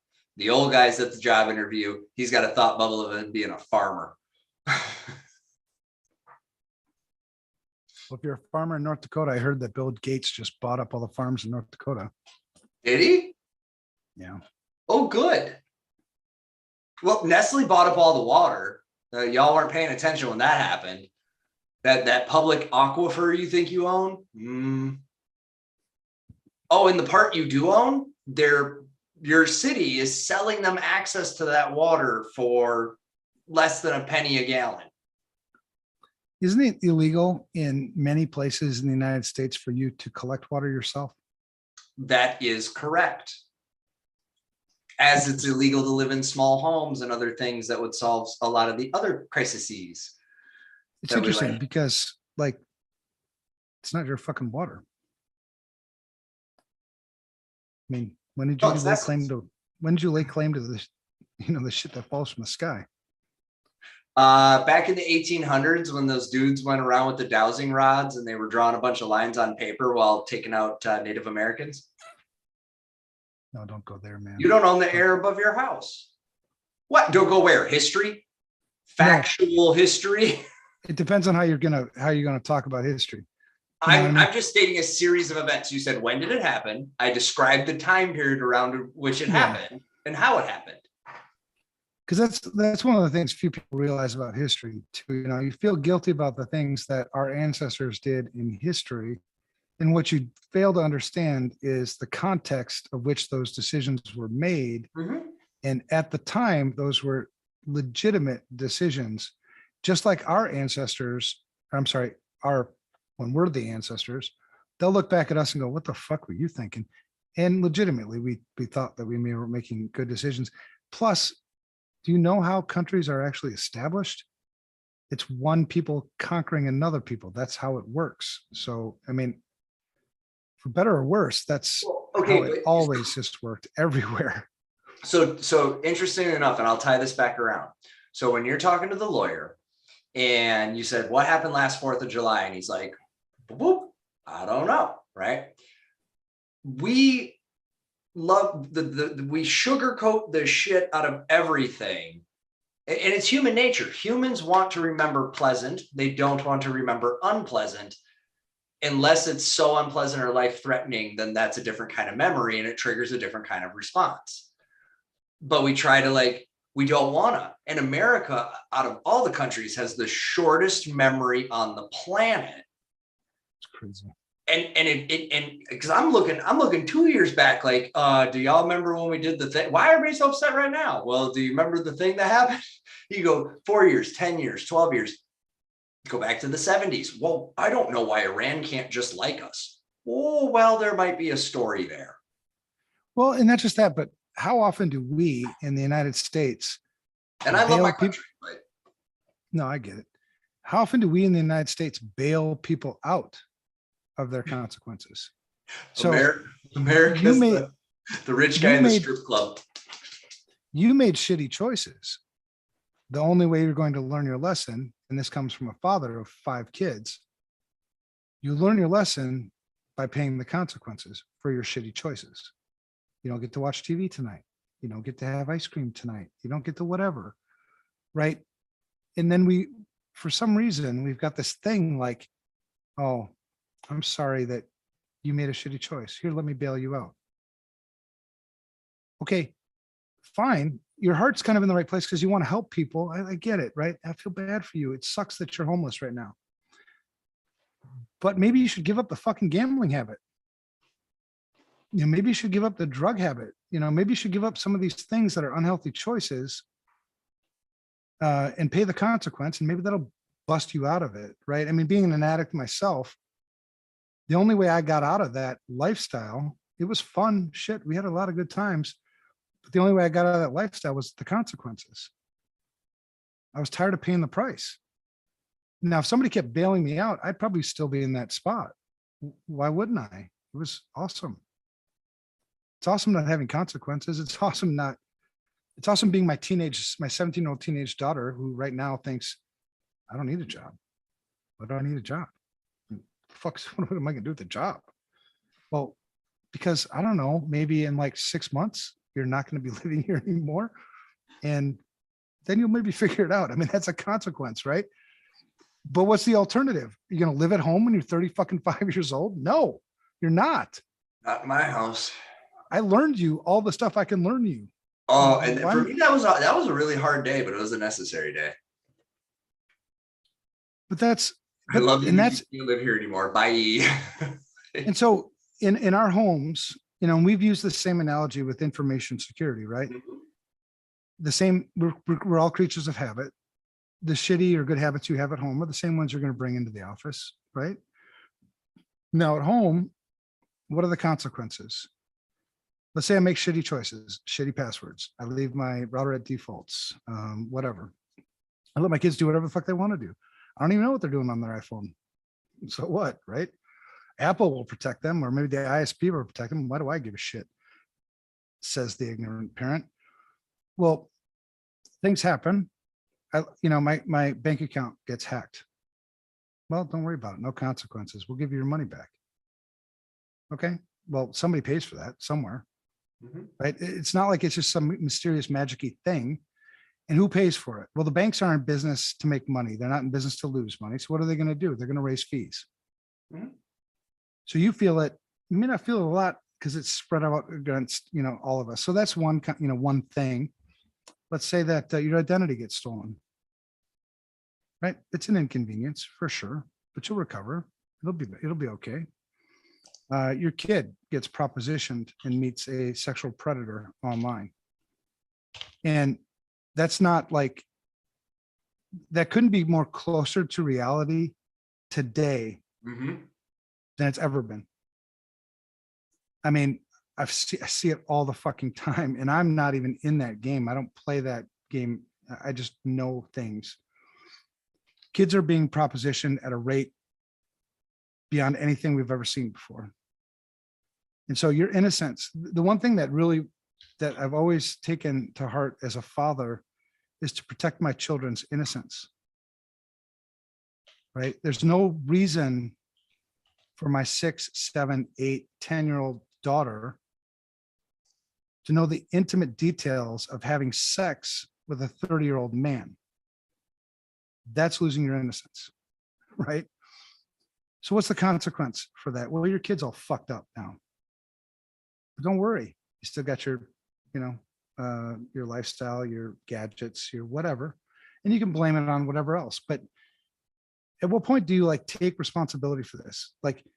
your kid was propositioned for sex from a 30-year-old man because you put her to bed with a 30-year-old man. Mhm. That's what happened. Mhm. You know, it just blows me the fucking way. It blows me away that people Well, don't take responsibility for shit. I don't know. Honestly, and I've said this recently, I'm pretty sure that the people I do work with are the only people working. Like, I don't know what's happening. There's nobody's going to work. Everything's shittier. Aziz Ansari said it best. Post-pandemic is like pre-pandemic, except everything's just shittier now. Service is terrible. Do you remember good service? Do you guys remember that? Did you ever experience like quality service where, you know, even at like the shitty fast food place, they at least somewhat tried to make sure the bun and the meat were, you know, together in an order? Why? Do it yourself, you fucking loser. Oh, but that's where we're going. And now I'm the guy behind the guy that can't figure out how to use the fucking do it yourself. And this transaction that should have took 3 minutes is now going to take 14. Well, in here on that note, I do want to give a shout out, a positive shout out, right? Because not only do you want to call it the shitty things, the things that people are just fucking stupid. I mean, let's call it like it is. It's fucking stupid. Mm-hmm. It's fucking ignorant. For you to put your child to bed with a fucking iPhone without any restrictions, fucking stupid. Sorry. Do you want to hear it different? Okay, it's fucking stupid. Well, so You're still going to hear the same way. But on the positive side, sorry, I want to get to the positive thing. Yeah. Real quick. I had a great customer service experience today. Amazing.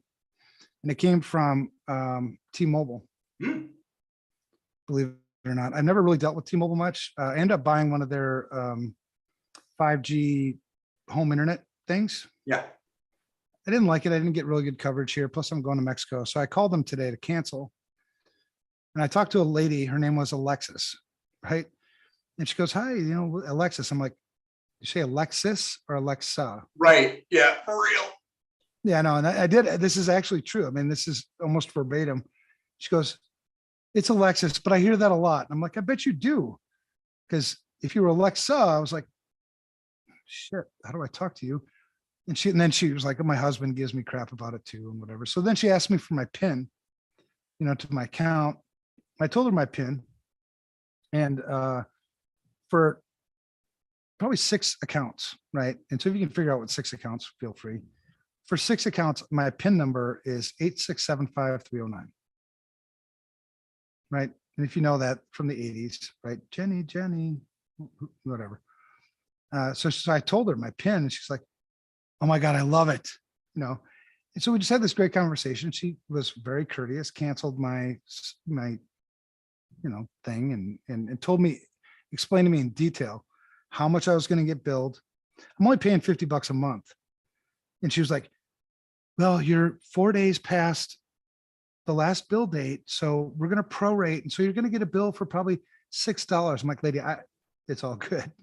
Trust me, it's fine. You know, I'm a tech guy that I spend way too much money on tech anyway. So if it was $100, so be it." But the point was, I think 2 things: awesome customer service. So shout out to T-Mobile. If they hear about it, listen about it, it was awesome. And the other thing is, I think when you treat people with respect, oftentimes you're going to get respect in return. Because I was respectful to her. I was joking with her and like, Alexis, it's kind of a fucked up name and whatever. It was a good time. Sorry.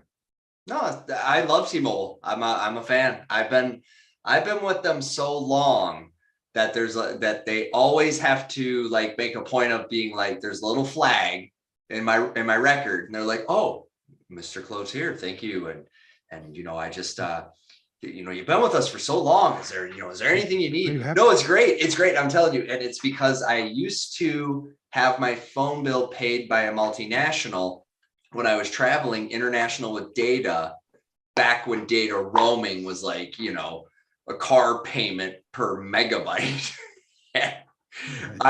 I paid some insane, like I think the biggest bill I ever paid was 10 grand for a month. Like the hog. And I'm like, because I called my boss in a panic, like, dude, my wife just called me crying about this phone bill. Like, I can't pay. He's like, oh yeah, no problem. Just file the expense report. I gotta sign something extra. And ever since that day, T-Mobile's like, what can we do for you? Yeah, that's awesome. Well, that's loyalty too, right? I mean, as long as you treat people right, that's another thing I think, in just in our world, it's kind of in a funky spot, right? Loyalty, you know, yeah, it means something, right? I mean, I'm a Ford guy, not because I'm anti Chevy or anti Dodge, right? If you're pickup truck people, especially where I live, they get all fucked up with this stuff. Found it. Yeah. Oh, you're a Ford guy? Well, fuck, well, how's your tranny? And, I'm like, fuck you and my tranny. My tranny's fine. But I explained, I'm a loyal customer. So Ford has always done me right, right? I've had, I don't know how many Ford trucks and Ford Expeditions, and they've just done me right. As soon as they do me wrong, if they do me wrong enough, I'm gone. Never come back. That's why Microsoft is, I mean, I hate to say it, I hate fucking Microsoft. I hate them. Why? Because you've done me wrong too many fucking times. Your operating systems fat, they don't fucking work. Well, they just keep adding stuff. I get all kinds of new advertising when I'm just trying to do my job. It's great. You give me 100,000 fucking features I don't want, I didn't fucking ask for. What I need is for Excel to work. What I need is for not blue screen every once in a while. That's what I need. Can you fucking do that for me? Can you create an operating system that just does that? I don't need some bloated, big, fat ass fucking thing with a billion fucking features that does shit. And from a security perspective, knowing that complexity is the worst enemy of security, I cannot, no matter what the fuck I do, ever secure your operating system, ever. I can't account for it all. When you talk about information security being risk management, not being risk elimination, right? So I'm not saying no breach. What I'm saying is me to understand the risk of using this fucking operating system, I will never be able to do it. I don't understand it. It's too fucking complex. Right. And Apple, yeah, still more complex than it needs to be, but I understand most of it. Right. I can feel it. Shit doesn't crash as often. When it does crash, it's because I'm doing something stupid. It should crash. It's almost so like accountability for me. I have an observation as a recent convertee to the Apple product. Welcome. Well, we're gonna see. Still welcome. I still love you. Welcome. I know, but my phone, because okay, so when I first got it, I had a sensation that it felt a little different. And I equated that to it was different. It's heavier. It's different OS. It's different methods and mechanisms to accomplish tasks that I was a beta tester for the G1. Like I'm OG fucking Android. So I came up, 10, 15, 20 years of cell phone, something like that, yeah. right? Yeah. On the Droid. When I went to the iPhone, my phone use time has increased significantly enough to where it's been noticed. And you are addicted. Well, so here's where, sell your soul. Here's what I told my wife. I think the iPhone's got better dope in it. Dope. I think it's got better dope in it. I don't know if it's the light patterns. I don't know what, but I can tell you that I have noticed a behavior where I'm like, put that motherfucker down. Like you can stop. And I didn't have, and it started literally within like the first 2 hours of having this thing. So I don't know if part of that's because I've been learning the new system. And so I probably spent more time on it to learn it. But that's a thing. I want somebody to study that. I bet you there's something there. I'm sure there's a study for it. Somebody needs to do it. So yeah, my problem, And I think in all this shit, right? If there were accountability, I mean, So at the end of the day, you make good choices and you make bad choices. We all do, right? I'm not saying anybody's any better than anybody else. I make more than my share of bad choices. mhm. And I've grown up because, when I was a kid, when I was a teenager, right? I grew up in a military family. So when I was younger, uh, my dad was a 20-year Marine. My mom was a 6-year Marine. So they instilled in me some pretty fucking deep shit about doing things right the first time. Accountability. Fuck. There's being an only child. It was like when shit went bad, I didn't have a brother to be like, no, it was Johnny. I mean, it was like, oh, fuck, it was me again. Damn it. So, and that's where truth got drilled into me. If I ever fucking lied to my father, oh my God. And he taught me through pain sometimes there's two types of lies. There's lies of omission and there's lies of commission, right? You usually think that a lie of commission is the one I give a shit about. And a lie of commission is when I overtly tell you something that's a lie, right? I tell you something's green and it's blue. I tell you something, a product can do something for you and it can't. That's a lie of commission.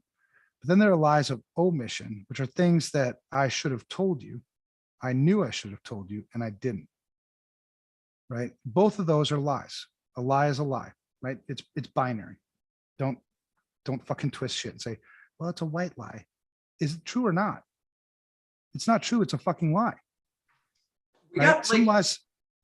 40 words for that now. Misinformation, disinformation, fake news. It's a fucking lie, period. And so, as I grew up though, I got bigger. I was an athlete in high school. So I was in top shape, 2-time state champion, man. I mean, it got to a point where my dad couldn't fuck with me anymore. And I was going to do things my own way. Right. So there was the rebellious years. And, but my parents always bailed me out. So there was about 10, no, I don't know, maybe 5 years where I'd get arrested, making stupid choices and they'd bail me out. I wouldn't pay the consequence. Clean your room. Fuck you. I'm not cleaning my room. I didn't pay no consequence. And it wasn't until I was like 30 years old when I kind of grew up and I was kind of like, what the hell? And some of that stuff I think my dad taught me when I was really young kind of came back to the surface again. And my dad had passed away at this time. So I had a conversation with my mom and I'm like, Mom, I love the way you raised me. I love you. It's on my heart though. I just got to share it. I think those 5 years when you kept bailing me out, you kept enabling me. I think it set me back 15 years because I didn't learn right and wrong. I didn't learn that there were consequences for my shitty behaviors. And I'm not blaming you. I just felt like I had to get off my chest. You know what I mean? Because I'm raising my kids, hopefully not to do the same thing. That's the way the world works. That's the way life works. And I don't give a shit if you're American, right? You're enlightened and you do things different, right? We don't make people suffer here. There's a world and we're like a little bitty part of it, really, when you think about it. In the rest of the world, you pay the fucking consequence because that's the way life works. Eventually we'll come back, I think, here in the United States and learn this again, hopefully. In Mexico, they know it. I love Mexico, man, because it reminds me when I was a kid. They have this saying, no trabajo, no comida. No work, no food. And I love that because that's a consequence, right? Now they do have systems in place for people who can't work. Right. That's not the point. If you can work, get the fuck off your ass and work. Sorry, but that's a consequence, right? So somewhere we've lost that. And so then there's two ways I think to handle it. If you're not, well, one, you have to change the system. You have to pay the consequence. But our lawyers need to define more specifically what those consequences are. So when the CEO of a company or the board of directors of a company doesn't do what a responsible person should do with what they're responsible for, they pay the price. Because the problem, the issue, just like I go back to MJF Pharma, there are people who pay who can't afford to fucking pay. Mhm. Right? There are people, when we make shitty choices and there's a breach, chances are, as the CISO, my data's fine, right? But the people who just lost their data, it's not fine. When you develop these, it takes shortcuts to develop shitty IoT devices that people are putting into their homes, because you need to get it to market quick. You need to make a whole bunch of money. Their homes are putting it in the critical infrastructure. Right? Somebody's going to pay the price when that shit goes sideways. So the whole point is, and so I don't know what exactly to do about this. I'm trying to figure it out, because one of the things I brought up to this lawyer group, this at this lunch, when I was asking them, I wanted to validate, am I fucking crazy? They told me I'm not. I'm like, okay, well, you're lawyers, you're probably fucking lying to me, but whatever. Is maybe there's an education component to this. Maybe we can set some curriculum for the legal community that if you're going to prosecute cases or be involved in civil cases regarding information security, you have to have this thing. And it's not a CISSP, because that doesn't teach you fucking liability. It doesn't teach you responsibility. It teaches you this is what security is. Okay, yippity doo. Important, but this is above that. This is different. Maybe it's the Gray Matter Society, which I will put legs to when I get down to Mexico, so that we as a community, maybe we can come together and try to solve this problem. But I think until we hold the people who are in power accountable for shitty decisions, there's no reason for them to stop. And that hurts me, because the whole reason I'm in this business, the whole reason I'm here, is that I don't want people to get hurt. I don't want people to get taken advantage of. And it hurts me. Like, I think back to MJF Pharma, I take this personal. We all should take this fucking personal. It's people's lives, man. I mean, it's not, I'll be fine, man. I'll go live in Mexico and be just fucking fine and dandy, scuba diving, enjoying the shit out of life. But trying to keep y'all's lights on. Like, that's the name of the game. And we got to think about it that way. I don't want people to suffer, man. Well, what do they call that? Empathy? Is that what that's called? That is called empathy. Yes. Good word, right? Good. I'm going to pass the bar. And when you have a lot of empathy, then you start to get an EQ, or your emotional quotient. Emotional quotient. I got a beard. I ride a Harley, drive a pickup truck, got tattoos, carry a gun. You think I got any fucking emotions? I mean, the way I heard it was, the older we get. Actually, I'm the guy that cries at all the movies. My wife gives me so much shit about that. I'm like, come on, lady. So FTC under Section 5 of unfair practices is allowed to enforce that law, the unfair practices law, when they fail to meet cybersecurity. Let's see if they do it. Well, the case law, because somebody got to sue somebody, was when the FTC sued Wyndham on behalf of the American public. Interesting. The links in the Zoom chat if you want it.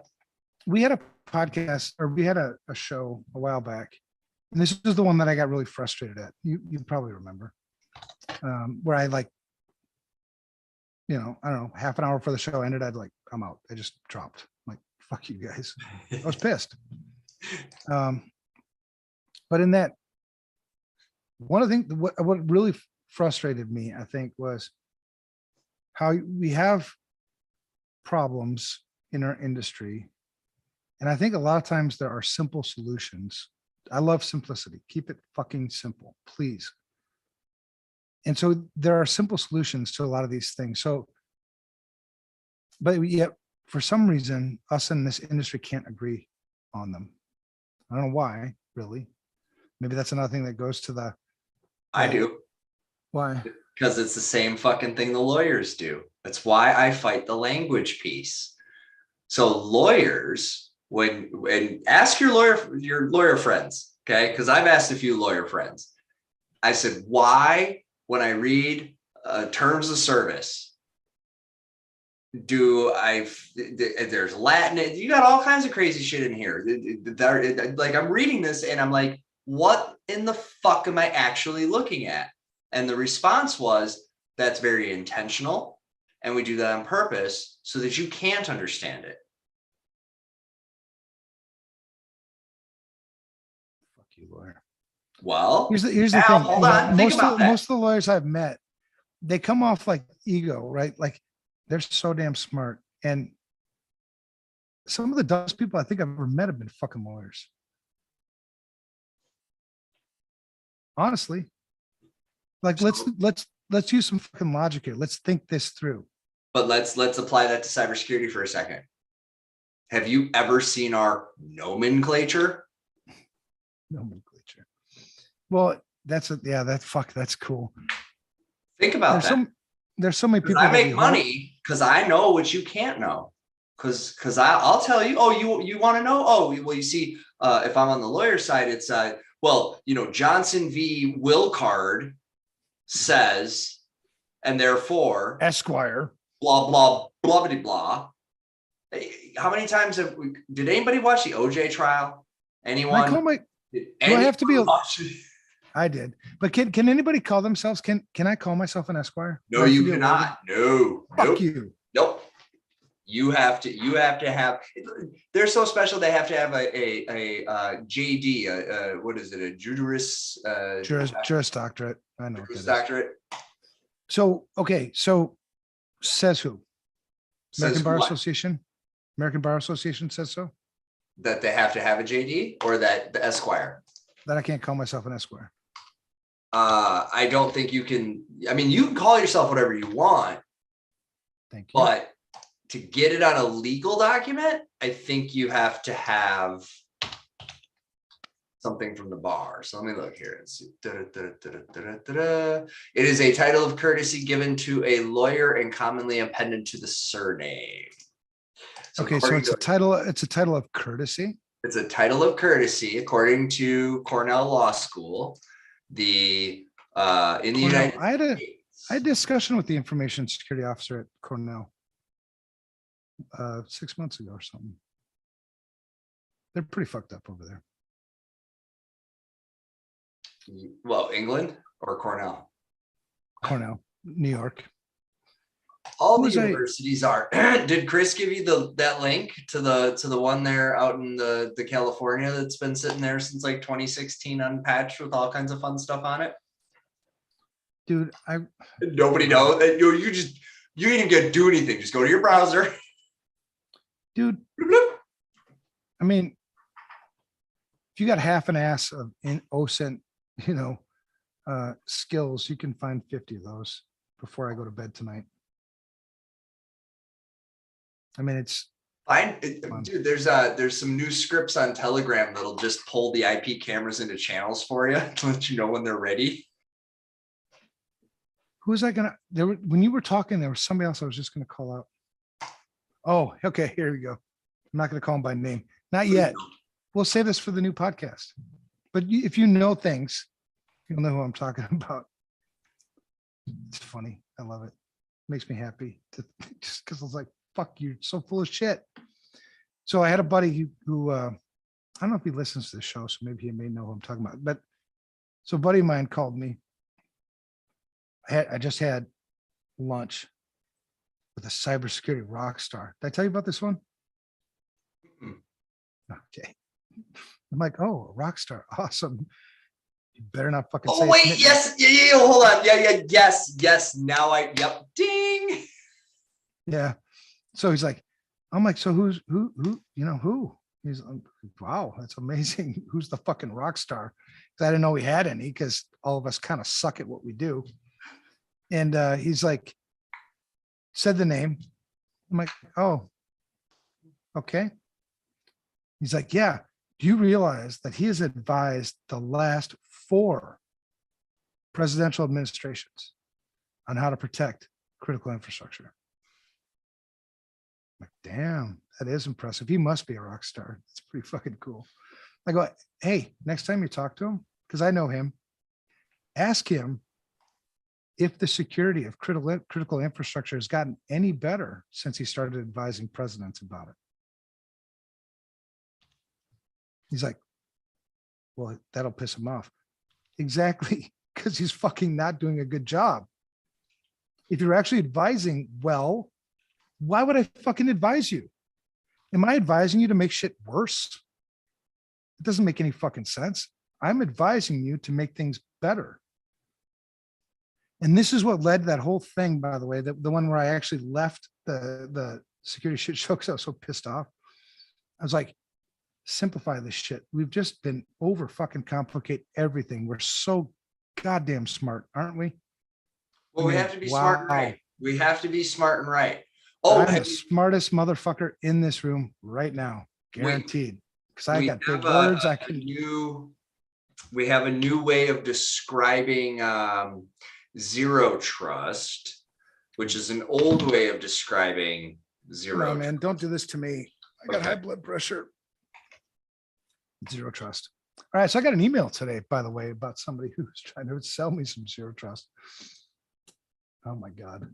They keep trying to sell me risk assessments. Yeah, after checking out our webpage. They're like, checked out your webpage. I can tell you guys need a risk assessment. Do you? Did you? Well, here, this one says, hi there. Hope this email finds you well. Classic. Mm-hmm, mm-hmm. If you're in the US, you should comply with zero trust. Really? I didn't realize they'd released a compliance body around that. Well, and how the fuck would I comply with it when whatever? And then it says pen and paper. The answer is pen and paper. Right. And then it goes on to say, if you are in Canada, you should comply with CAN/CIOSC space 104. Right. If I'm in Canada, you're sending me a fucking email and you don't even know where the fuck I am. You know, sales 101, do a little bit of fucking research on who it is you're fucking going after. Right. But then it goes on and on. Oh, and by the way, we've been helping companies beef up security starting at less than $10 a day. Oh shit. Sign me the fuck up. I need that. Really? $10 a day, man. Anybody can afford that. See this? Trust me. Because they got zero trust. Oh yeah, zero trust is. I expect them to do better. I don't expect them to show up on this list. Come on.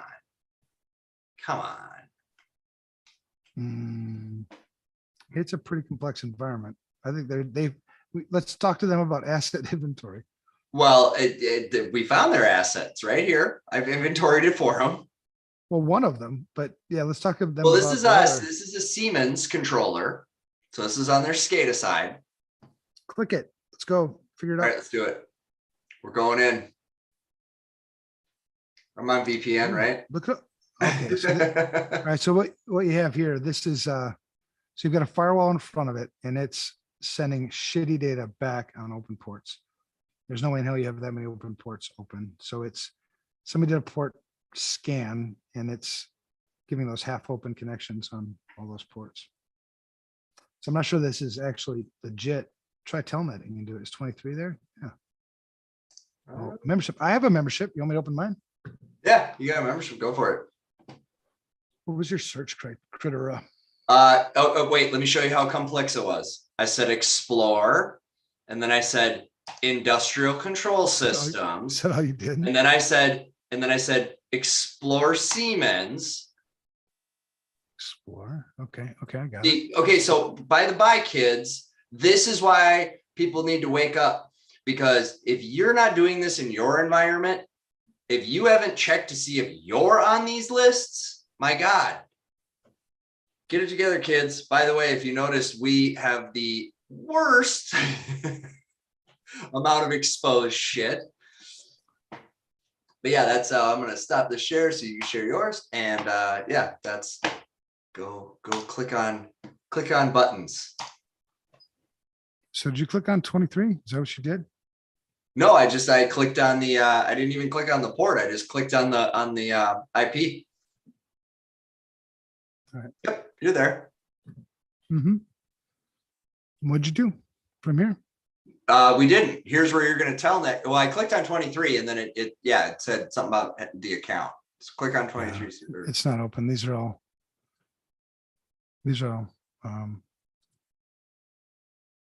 or was it the raw data? Yeah, I went to look at the raw data, I think I said.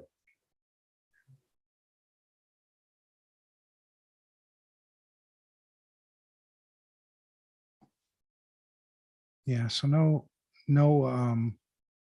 banner. Oh, I'm sure if you clicked on a few others, you would have very.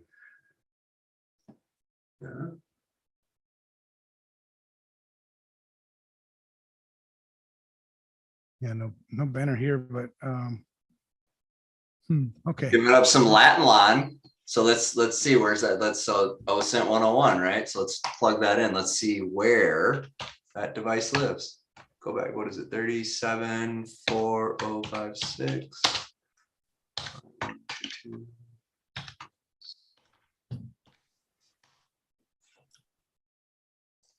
All right, so we have a whole bunch of shit. You got all kinds of fun stuff to choose from. Yeah, it's all the same shit though. It's just a circle. What am I looking at right now, by the way? I don't even know what I have. Let's go back here. You flashing your QR code for your. Oh, you want it? You can. No, I have it now. You gave it away. Excellent. Help yourself. Enjoy. That is the West Middle Road North Shoreline. Is that a bus station? It looks like a bus station. Yeah, there's shit. That data is shit. T-Mobile. We were just talking about T-Mobile in Poland. Oh. There's a header there. I mean, there's. Yeah, that's the thing when you're looking at this Shodan shit. There's not headers. It's usually a firewall sending you back half open connections. So it'll report like, oh, connection is open, but at the end of the day, you can't connect to it. It's not really open. It's, what's in front of it. Poland. Well, since that was an HTTP header, let's go there. Oh, all right. This looks good. Fuck me. A lot you can do with this one. Mm-hmm. Now the fun is when you go into it, how many people are already setting up camp. Right. No, yeah, that happens a lot. That happens a lot. That happens a lot in incident response too, where you're like the last one. I don't actually do anything anymore. I'm in management, which is kind of shitty. I mean, sort of. You just have to, like, when you progress in your career, you come to a point where you realize it's time. It's time to hand things off, right, to the next generation. When especially when you're mission driven, when you look at the mission, who serves the mission better in this capacity, me or that guy or that girl? And so you gotta be objective and you gotta make that call. And so that's been happening for better or worse. I think it's better. It's been happening a lot more often. I've been like I call Oscar the version 2.0 of me, because I mean, let's call it like we see it. I mean, not only am I like trying to be honest with like people in this industry, but let's be honest with ourselves. He's better. you know, in a lot of different ways. And so, and he when he say that, he's like, well, no, I'm not. I'm like, see, man, that just proves the fucking point. Because you're humble, like I try to be, we all have our moments, but I've seen your skills. I've seen what you do. I see how you lead. I see how you build teams. I see all these things. You're better, and I see it. I want that because this is not about me. This is not about what I get out of it. It's not about my fucking ego. I talked to my wife about my ego. I got one. It's there, but it's not served by hacking shit. Fuck. When you realize how easy it is to hack shit, truly, even the things that seem the most fucking sophisticated shit you've ever seen, right? Like some of the shit that Chris has shown us, it's skilled. Don't get me wrong. It's good. Don't get me wrong. Is it something to be like drooling about? No.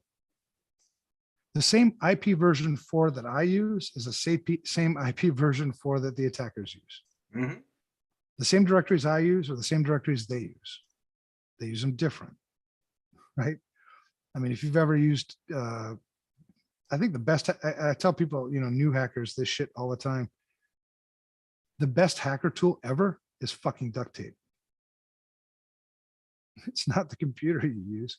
When you use duct tape to fix all the shit you fixed and put all the things together and jury rigged, whatever the fuck you jury rigged, that's hacking. You just take that same shit from a physical world and put it into a logical world. That's what makes you fucking good. Yeah. Same shit. That's exactly it. Oh, all right, man. Yeah, it's late. We are getting late. Dude, this was awesome. And we're gonna hang out this weekend. I'm spoiled. Are you coming over? Well, you said I was planning on it. I never got a response, but yeah. Okay, blame my phone for that shit, because yes, I did. Oh, did you get the video I sent? Evan, go back to I was wondering why you didn't say anything. You better go back to the group text, man. There's a video in there you need to see. I don't accept videos from you, Ryan. Are you kidding me? I mean, know how to use this I know how to use this fucking iPhone. Maybe you should learn. No, I'm just kidding. I got an Android keyboard on mine. I've learned plenty. Hold on. I might have missed it. I miss a lot of messages. I get so many fucking emails. I know, but you're really gonna like it. It's an excerpt from a longer video. So stay with it. It's 3 minutes out of like an 8-minute video, but there's that was the dude that you were coaching. There's an Easter egg. I did watch that. Oh, you did watch that? Okay. I didn't see the Easter egg, but I watched the video. Then you would have saw the Easter egg. I didn't watch it all. You got to watch the whole thing, dude. I promise you that there's an Easter egg in it. Watch. Right, so this is what you said. And I said, let's hang out this weekend. You come over with or without the late guy with potential. I mean, I'm not so bad. And you said, I like where your head's at. I will double check with the wife to make sure I don't have plans I don't know of. And I said, cool, fool. And then that was it. I never got a response. Well, so that was my communication failure, because that was my response. So translated, that was, unless she tells me no, I've agreed to yes. All right. My bad. Have fun. Do you want to start something on fire? You want to blow something up? What do you want to do? All of those are valid options. What do you want to do? You want to do an activity? You want to just chill and smoke meat? You want to burn things, break things? You can come here. I can go there. I've got a whole metal shop and forges and anvils. And I'm into the activity thing as long as it's not exercise. Whirly ball. We'll go to whirly ball. You've never whirly balled? Oh, dude. No. So what if I told you there was a way to do sports without doing sports? I don't know. I'd be intrigued a little bit, probably. So whirly ball is this interesting combination of I've seen it. Yeah, you ride the basketball, fucking lacrosse, and bumper cars. Yeah. Well, I'm actually, I don't look like it, but I'm very good at sportsing. I'm horrible at it. But and I look like I'm terrible at it. But yeah, we can go do the whirly balls. Oh yeah, I'd kick your ass in that. Let's play it. I have no doubt. No, I just want to hang out, man. I'd rather, we don't even have to actually do anything. It's been a while since you and I have just sat Yeah. and just talked, just caught up. You know, I want to know how you're doing. I want to know how your wife's doing. I want to know how your kid's doing. I mean, last time I've heard different things, you know, let's just get caught up. And, you know, You know me, man. I'm always running with a smile on my face, no matter how much of my back's on fire. I know, but I don't want that to be bullshit either, man. I mean, we count on each other. We're brothers, right? We're brothers in Christ, for crying out loud. And there are times when, you know, we need each other. We need each other's prayers and shit like that. So just sitting around talking, you know, getting real. You know, I like it, man. I'm into it. I've been wanting to hang out with you for a while. I like hanging out with you. You know that. And we're gonna defer as long as I'm not high. Well, you know, hey, we're gonna defer the live get together to a later date when it makes sense, and then just do the Hyundai virtual. Chip wants to know 3389. That's my favorite port, by the way. That's a good port. 3389, my second favorite port. What's your favorite port? Other than 3389? 1433. Ooh, that's a good one. 1434 is good too. 1433 1, 1433 0, 1433 2, 1433 3. What about 1434? And 1434. But you know, that's all the result of poor database security management and trying to obfuscate the port number. Obfuscate. Obfuscate. So security through obscurity, you're saying it's not a thing. I'm saying something. I'm saying that's not a good practice. I'm saying you should pick a port that I can't guess easily. I got into a kind of a conversation with somebody who said there's security when you change the default port. I'm like, okay, tell me about your security. And they're like, well, you know, because it makes us less visible. I'm like, to who? There is risk reduction in the extension of time necessary to establish what the service is. Sounds like a lot of words of bullshit to me. No, it's lawyer speak. Yeah, exactly. A lot of words of bullshit. my second favorite port. Well, I do like 1433 a lot. I mean, it's real convenient if it's open, man. And you go SA and then PWD or SA and blank or SA and admin or DBO. That's another fun one. If you go DBO and yeah. Well, there's the obvious ones, right? Like 23, 21. Yeah. Well, thank you very much. Right. You left it open. Thanks for all the fish. Mm-hmm. Actually, the one that I've been I like 8080 a lot because 8080, they seem to like to hide their admin logins, which are usually single factor authentication. It's like, thank you for your 8080 and thank you for your login. 8080 has always been a favorite. I've always enjoyed that one. That's a good one. There's some of the random high numbers. Like you can find some interesting stuff because there seems to be a pattern. I'm trying to remember. It's like 12. It's like 1260. Right. So we only have 4 people listening still. Whoever answers this correctly, I will give you, I don't know. I'm in the middle of moving, so I don't know how much money I have right now. I'm going to give you a $20 Amazon gift card. A real one. Don't worry. I'm not going to scam you. None of that shit. I like people. If you can answer this question, simple question, we only have 4 people. What do you call all of the TCP ports over 1024?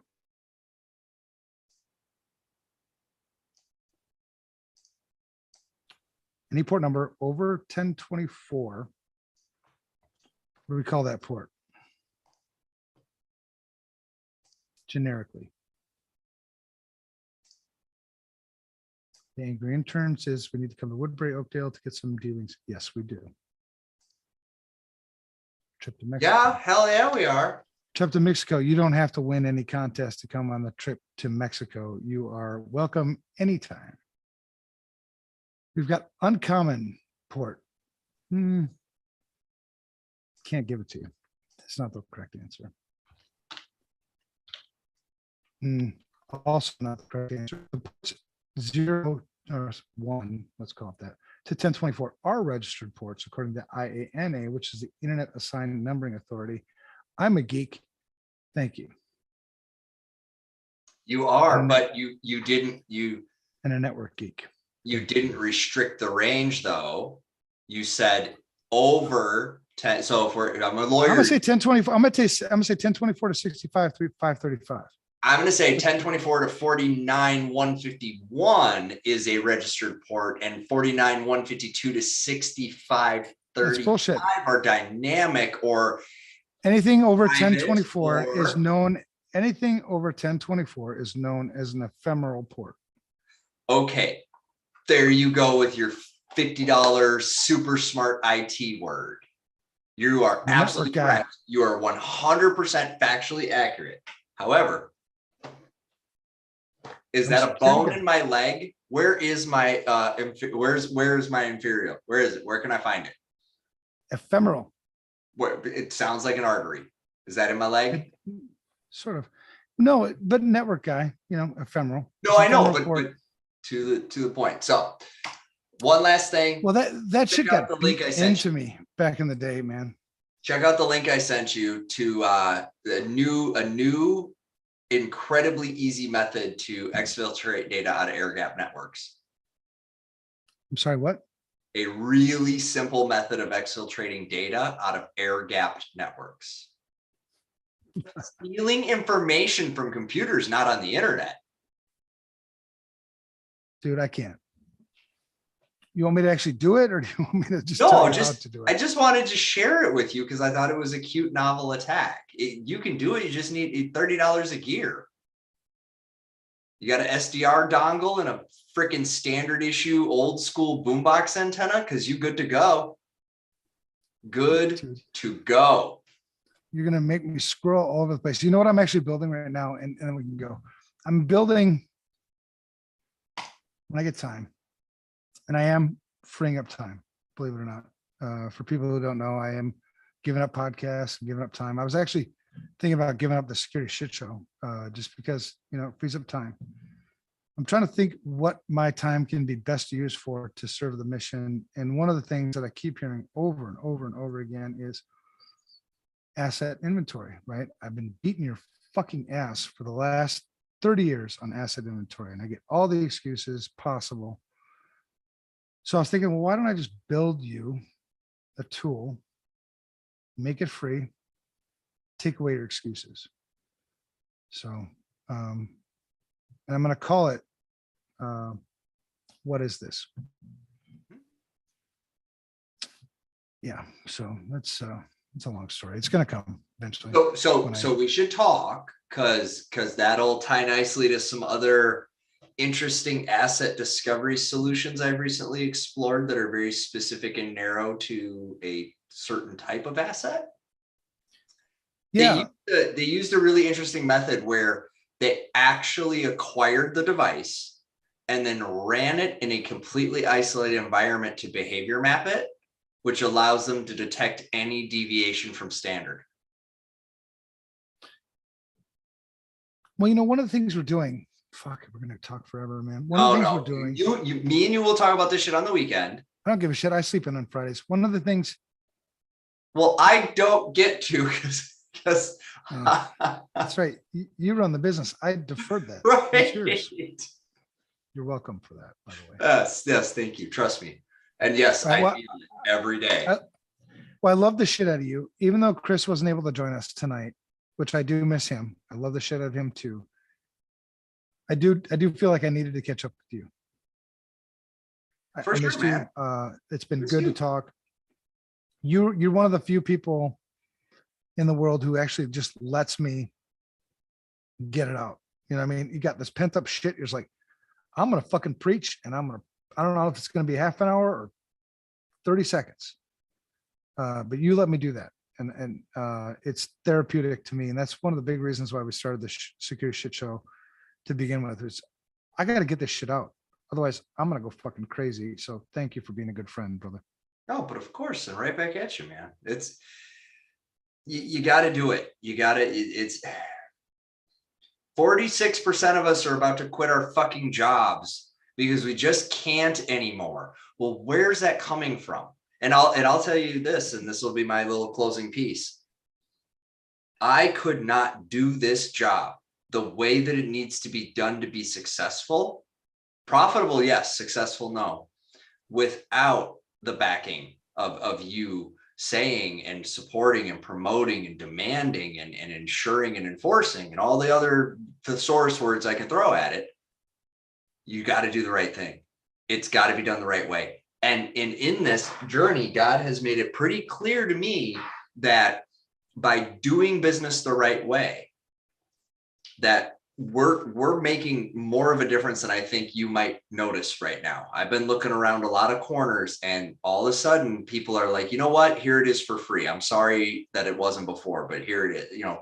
And I'm not saying it's us as the cause, but also like, we're pretty loud about this. And our reach is a lot broader than I think we might even acknowledge at times. And so to see the momentum, to see the fed upness, to see the burning down of the way things are with vendors and shit. And I know you haven't really been keeping up on the socials and all that, but like, it's a thing, dude. People are like, fuck you, I'm tired of it. Well, good. Well, one of the conversations I had this week that was awesome was this guy who was 12 years or something plus in the CIA, right? Pretty legit. Been in the private sector for a long time.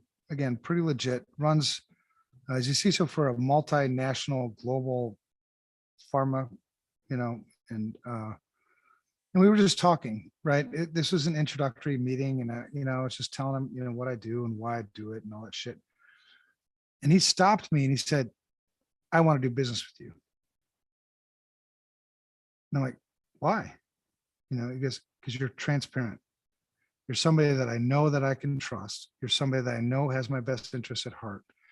I don't care what the hell you do. I don't care what your skill levels are. I don't care how much you charge.